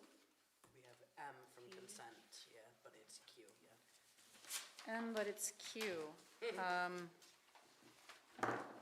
Me again. We just start correcting an address. So Oh, jeez, so sarcastic. Just an do I have a motion to consider item M, So moved. or I'm sorry, item Q? Still moved. We have a motion by Koskela. I will second that. We have a second by Cole. And Mr. Wendell, can you open up? Would you like to introduce your, The reason why I pulled this was just because they grabbed, I talked to Tim prior to our meeting, they grabbed an old form that has the old Carl Richter address on it, plus it also has Debbie Bigger's email address on it, and I wanted it, because this is in our packets, I wanted to make sure we had the official stuff that we needed to have on it. Everything else on it seemed fine. I was just worried about the initial addresses and email addresses. so you'd like to have administration correct that before it's You want to have it amended? I would also say business registrations are administrative act. This isn't an item for approval, it's acknowledgement of receipt. Like, so if you read how this line item is written, like, these aren't line items that you approve, it's just like, we've received this business registration. That's all you're saying when you're receiving business registrations and some other items, such as like, the DDA minutes, for example, you're not approving them because it's another agency that's doing, you're just acknowledging that you've received it. I just want to make sure we acknowledge that they've Yep. got the incorrect address, that's all I want to say. Okay. This is Q, is that, that's on the agenda? Is there any public comment on this item? Well, it's Q, it's not on the agenda. It was an item that was moved from consent agenda to the agenda during, Item M from consent, Mr. Love. Any public comment on this item? Hearing none, seeing none. Council, any further discussion? Clerk, please call the roll. Cole? Yes. Weinbrenner? Yes. Haskala? Yes. Kyer? Yes. Wendell? Yes, Brandon? Yes, motion carried. thank you. As item P will move us into closed session, we will first have reports, as we will adjourn immediately after the closed session. Tim, do you have anything to report? yeah, and I'll try to be as brief as possible, because I know this has been a long meeting and we have more to do. I just want to thank the staff, all of the items that you see, we have a lot of things that we're cleaning up, we're doing, and they're hustling to get the bids, they're explaining the situation to whoever they're talking to, getting the lowest possible bids, making sure that we are, tight within budget. I mean, Lisa keeps them in line very strictly on that and making sure that they're following that. I would be remiss not to acknowledge, that our community is still reeling from the events that unfolded in Grand Blanc. And just, want to once again acknowledge our village first responders that went out and responded. And also, the foresight of Chief Watson to start building that chaplaincy program, because we were able to put it into effect right away and start getting our care to the people that we care about out there. A quick update on the depot move. The depot project, as you notice, has finally broken ground. You can see that we have some walls put up for the foundation there. Bruce Lowe Excavating dug the foundation for the new depot location, and now masonry work has begun to provide that foundation. The move of the building is still scheduled to take place mid-November, weather dependent. I want to say thank you to the project foreman, Pete Stouffer, who has pushed this project along. Simply put, if it weren't for his constant pushing on this and work, we would not be where we're at today with it. I also want to thank Joe Mishler, whose continued dedication to this project and for historical preservation in the community is evident and unmatched. Stiff Mill Pond update. As you know, as we predicted, the state did not rule in favor of us against the state for some reason during the recent hearing. So what are the next steps? So we're going to continue the legal lake level process with Oakland County. The dam committee has been spearheading this process. Thank you to Regina and Ashley. And recently, they actually presented to Rose Township in order to garner more support from them and how to actually work on that petition process. I'm also working with our county commissioner to try to make sure that when we bring it up to the county, that it's already, he's already laying the groundwork for it, whether it is by petition or it's by motion by the commissioner. The village also needs to complete a wetland assessment according to Eagle to avoid additional compliance and enforcement actions. We're going to be looking at that in the future. In the event the county does not establish a legal lake level, the village should start to determine how we would like to proceed independently, whether it's replacement or removal of the dam. And we need to start conducting our studies to be better informed in order to make that decision. The next dam committee meeting is tomorrow at 6 p.m. In this room. An announcement that, a lot of people have talked about, but I just want to mention right now, our utilities director is planning to retire this December. He has been with us for 15 years, as of September, 15 years. And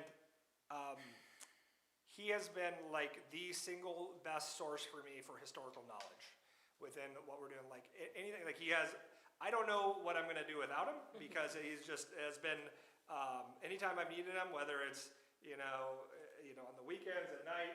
He's always been there for me, and we're going to continue to work with him going forward to make sure that we have all of our certifications for wastewater and sewer, wastewater and water, and that, we're moving forward, whether that is like, keeping him in some capacity to maintain certifications until we have the appropriate people in position, so we don't lapse any of that. But again, planning on this in December, is that he's planning on retiring unless we can talk him out of it. We're gonna have to. Brian, you cannot retire.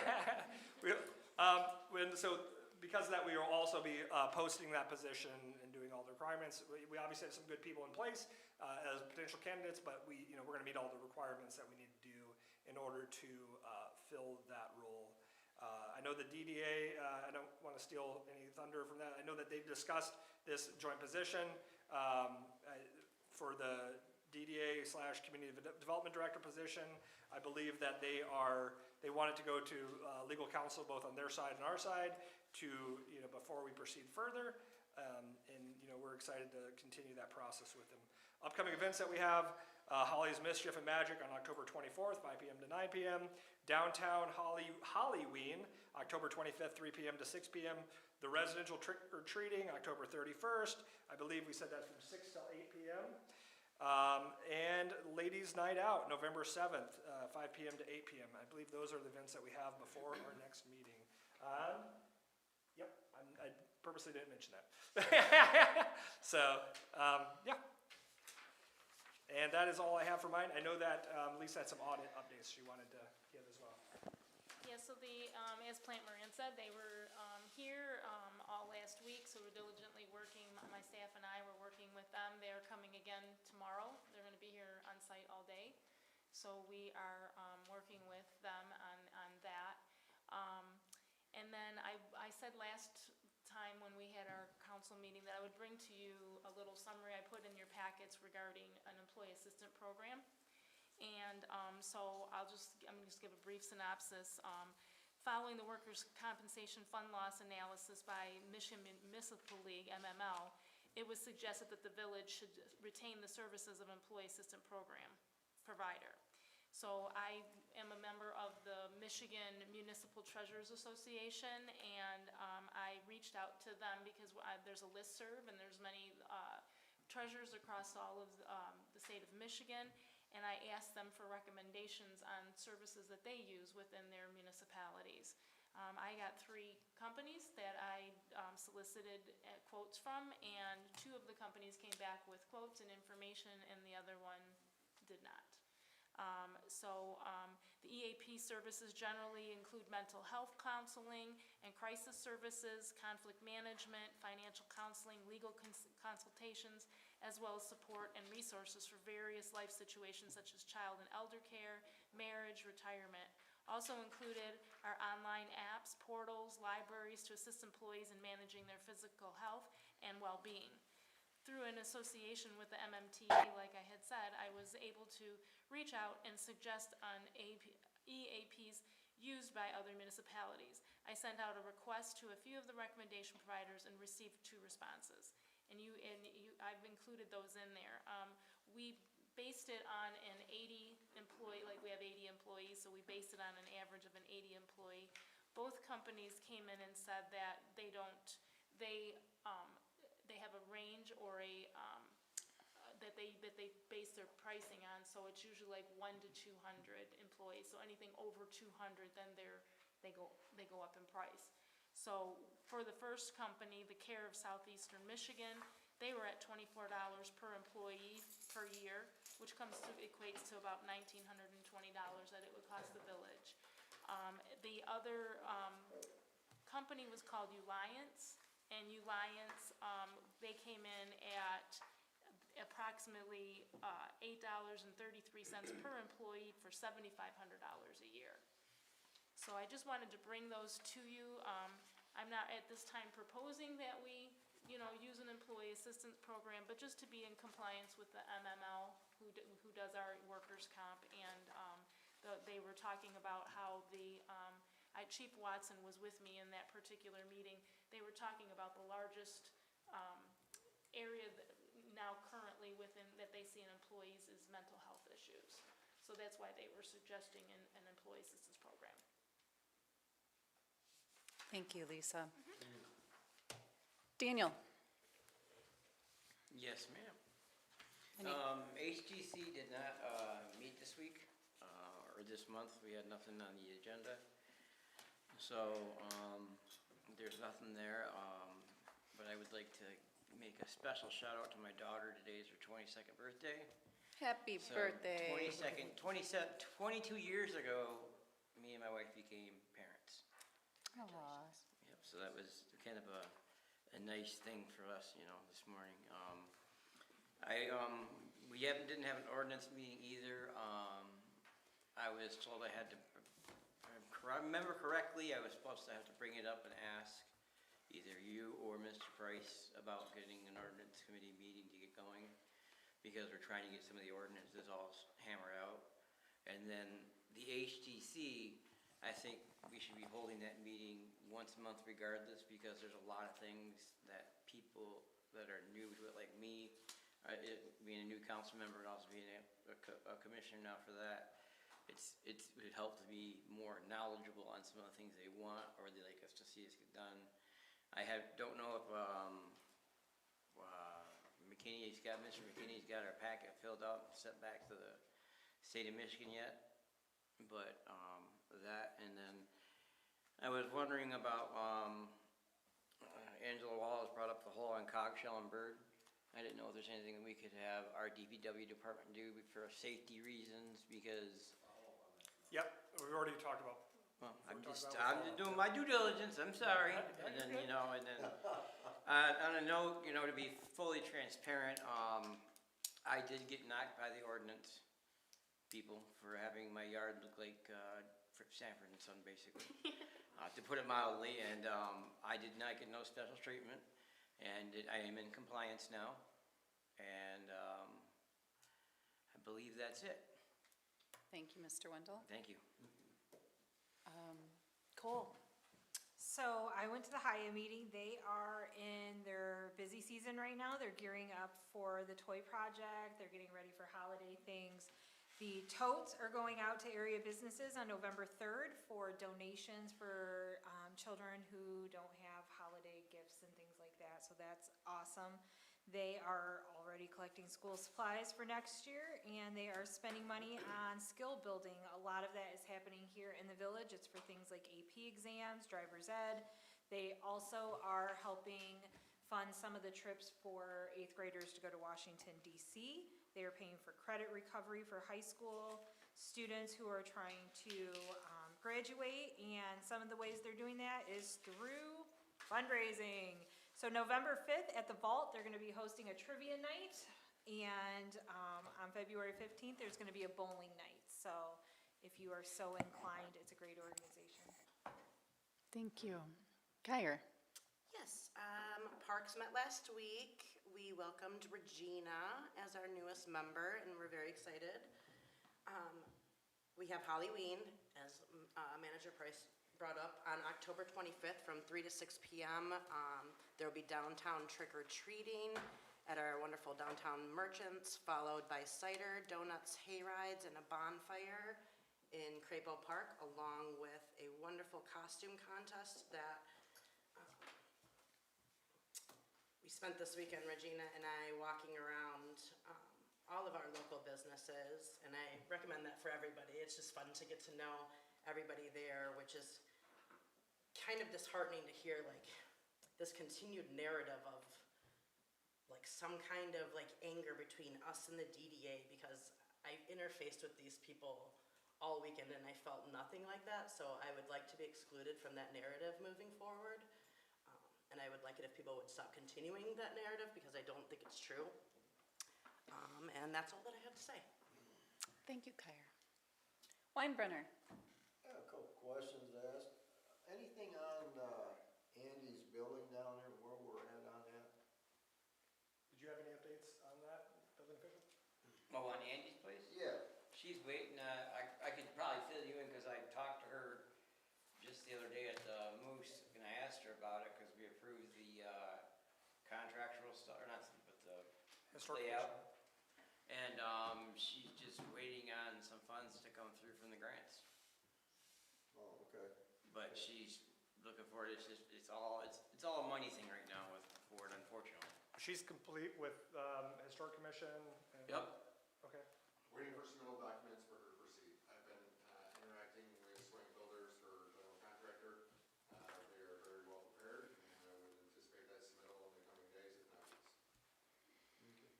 I have a question for Chief Narsh. Wake up.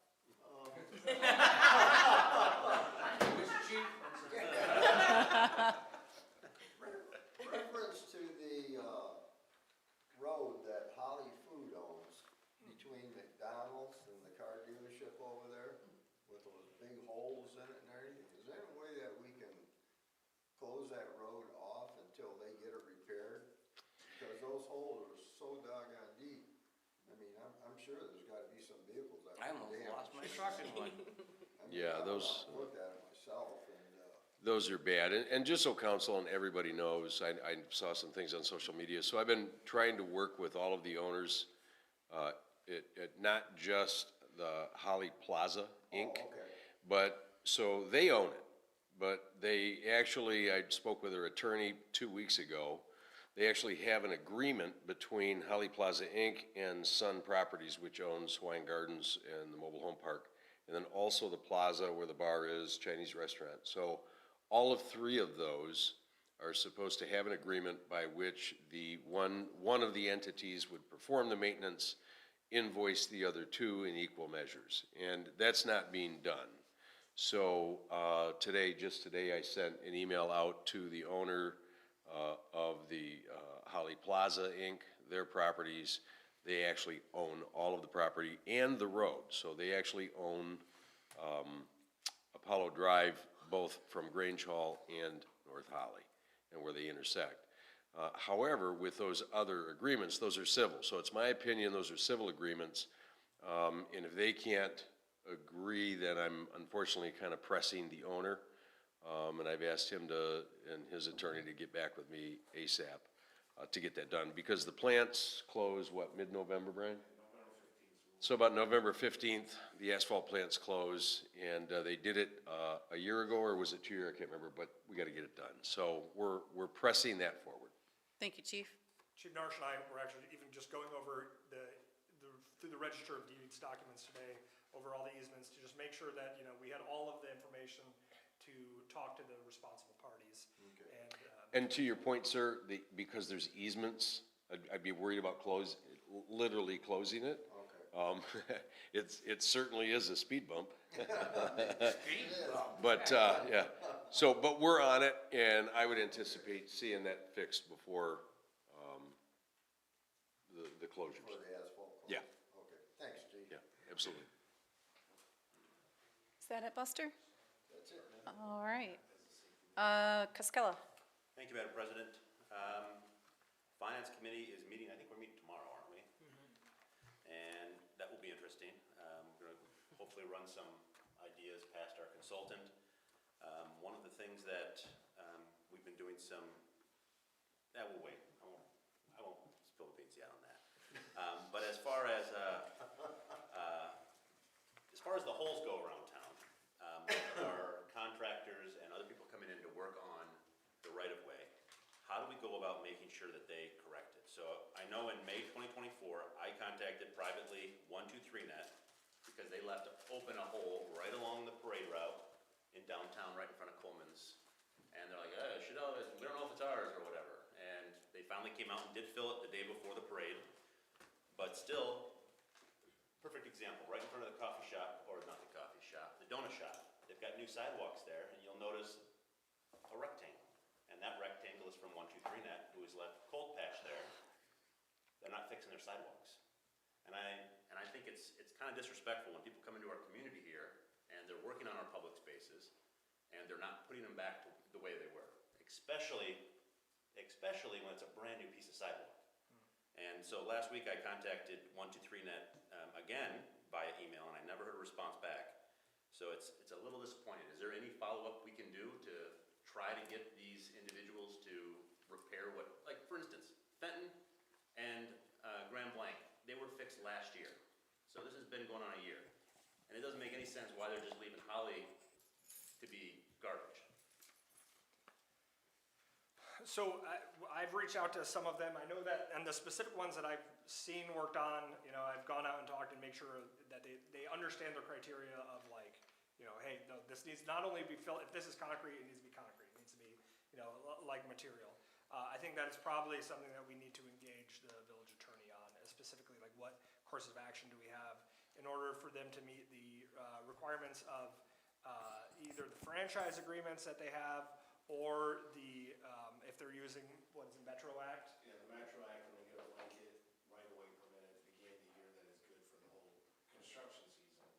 So they don't have to post surety bonds like we do. Those are the hard ones for us to, and so we just, and I need to really work with the village attorney and determine what the appropriate course of action is to hold them accountable. I mean, we talked about the whole here, I called the state of Michigan last year, I was like, well, is there anything that Michigan Safety can do about this? Nope, it's up to them. No one cared. Then maybe we need to make an ordinance. Well, what we can do in the future is not sign their purchase or their blanket right-of-way permit at the beginning of the season without some kind of guarantee. Well, like I said, we run into issues with the Metro Act that allows them, that pretty much forces us to issue them a blanket right-of-way permit for the season. Can I ask one more question? Sure. President? Where do we stand on the right turn lane down here on Grange Hall Road yet? I With the know marathon? we brought that up a while back, but has that been settled yet, or? They're going to create it. They just are having to finish the right-of-way permits, correct? Is that how we're sitting? I think there's an easement filing agreement at the county level. We did see that the county had their engineers out looking at the intersection a couple weeks ago. Yes. It will not probably be done by the end of this season, it'll be a spring project. Okay. Jim, did you have anything else? Yeah, Buster stole my time. I know. And I let him. Call the cops! Last, Chief, oh, there, go get him. well, throw you under the bus here, so. Okay. So, I've been thinking a lot about what Manager Price mentioned at the last meeting, how this is a professional organization. If we want to be treated like a professional organization, we need to act like it too. And I think, like Daniel was saying, all of us, well, almost, probably not you, because you have a beautiful landscaping over your house or anything. Thank you. Yeah, but I got a nasty gram from our chief of fire over there, saying my grass is too long. Here I am trying to kill some specific weeds out. I gotta let it grow, okay? But I think, so it's all of us up here that are getting the same treatment as everybody else. And I think, back to Manager Price's point is, everyone has to be treated professionally, otherwise it's not gonna work. That's all I have. Thank you. I will, one other thing I need to point out, just because we have some other items, we've reached the 4-hour time, and so according to our rules and procedures, all meetings of the village council shall not exceed 4-hour period. At the appointed hour, council shall complete that item of business and immediately adjourn unless village council by majority vote extends the meeting. So you'll have to vote to extend the meeting or immediately adjourn, because we're at 10:04. Okay, so we finish what we're doing first, which is council member comments, and then, all right, so here's mine. Lisa, it's not always easy to uphold policy, and I applaud your fairness applied across the board to every person and department head that submits a request for repayment. You do a great job. I don't care what anybody says. I have the firsthand experience watching you trying to make sure that policy and procedure is followed to a T, and I don't think we could have a better clerk treasurer. In regards to DDA, the downtown looks gorgeous. The gardens are fantastic. I know last April I reminded them that we also need to pay attention to the north end because we have a tax capture from there, and we owe them a responsibility. And they have had a couple of events down there, and they're doing what they can. They're talking about decorating some trees, but they're kind of having issues getting a hold of the owners. So last night, hopefully, we had a breakthrough there. And they might be decorating some of the pine trees in Holly Plaza for the holiday season. And they are learning a lot about formal processes. Last month, the council received a letter from a local business about ordinance enforcement. After looking into it, we found the issue involved state plumbing codes, which take priority over local ordinances. I know we all want to see small businesses succeed, and at the same time, it is our responsibility to make sure rules are applied fairly and equally to everyone. Our goal is to maintain a level playing field so all businesses can operate with clarity and confidence. In an effort to ensure interpretation of these codes at the September council meeting, we approved the creation of a Construction Board of Appeals. The CBA is designed specifically for those who disagree with the interpretation of codes to appeal. So now we have appointed Thomas Ryan as the council liaison and 2 citizens. So we are still seeking 2 more citizens. So anyone that's watching and has any qualifications for this Construction Board of Appeals, please put in an application at the village office. And now, I would like to extend my heartfelt thanks to Josephine Campbell for her years of service to the Holly community. Since 2017, Josephine has generously given her time and talent to our village by serving on multiple boards, including the Planning Commission and the Zoning Board of Appeals. Her dedication and steady commitment have helped guide important decisions and strengthen the fabric of our community. We are grateful for all that she has contributed and for the positive impact she continues to make in Holly. She was real worried about stepping down and resigning, but she needed to do what she needed to do, and I support her in that too. And before we close tonight, I want to take just a moment to acknowledge the heartbreaking tragedy at the Church of Jesus Christ of Latter-day Saint in Grand Blanc. A place of faith and gathering should always be a refuge, and when violence enters such a space, it shakes us all. On behalf of our village, I extend our deepest condolences to the families who lost loved ones, and to everyone impacted by this tragedy. Our thoughts are also with the congregation as they work to find comfort and strength in the days ahead. I want to recognize the first responders, including our own ambulance crew and police, who answered the call with courage and compassion. Their service reminds us of the strength and care within our wider community. As a village, we stand together in support, healing, and in resilience. Can we please share just a moment of silence for our grieving neighbors?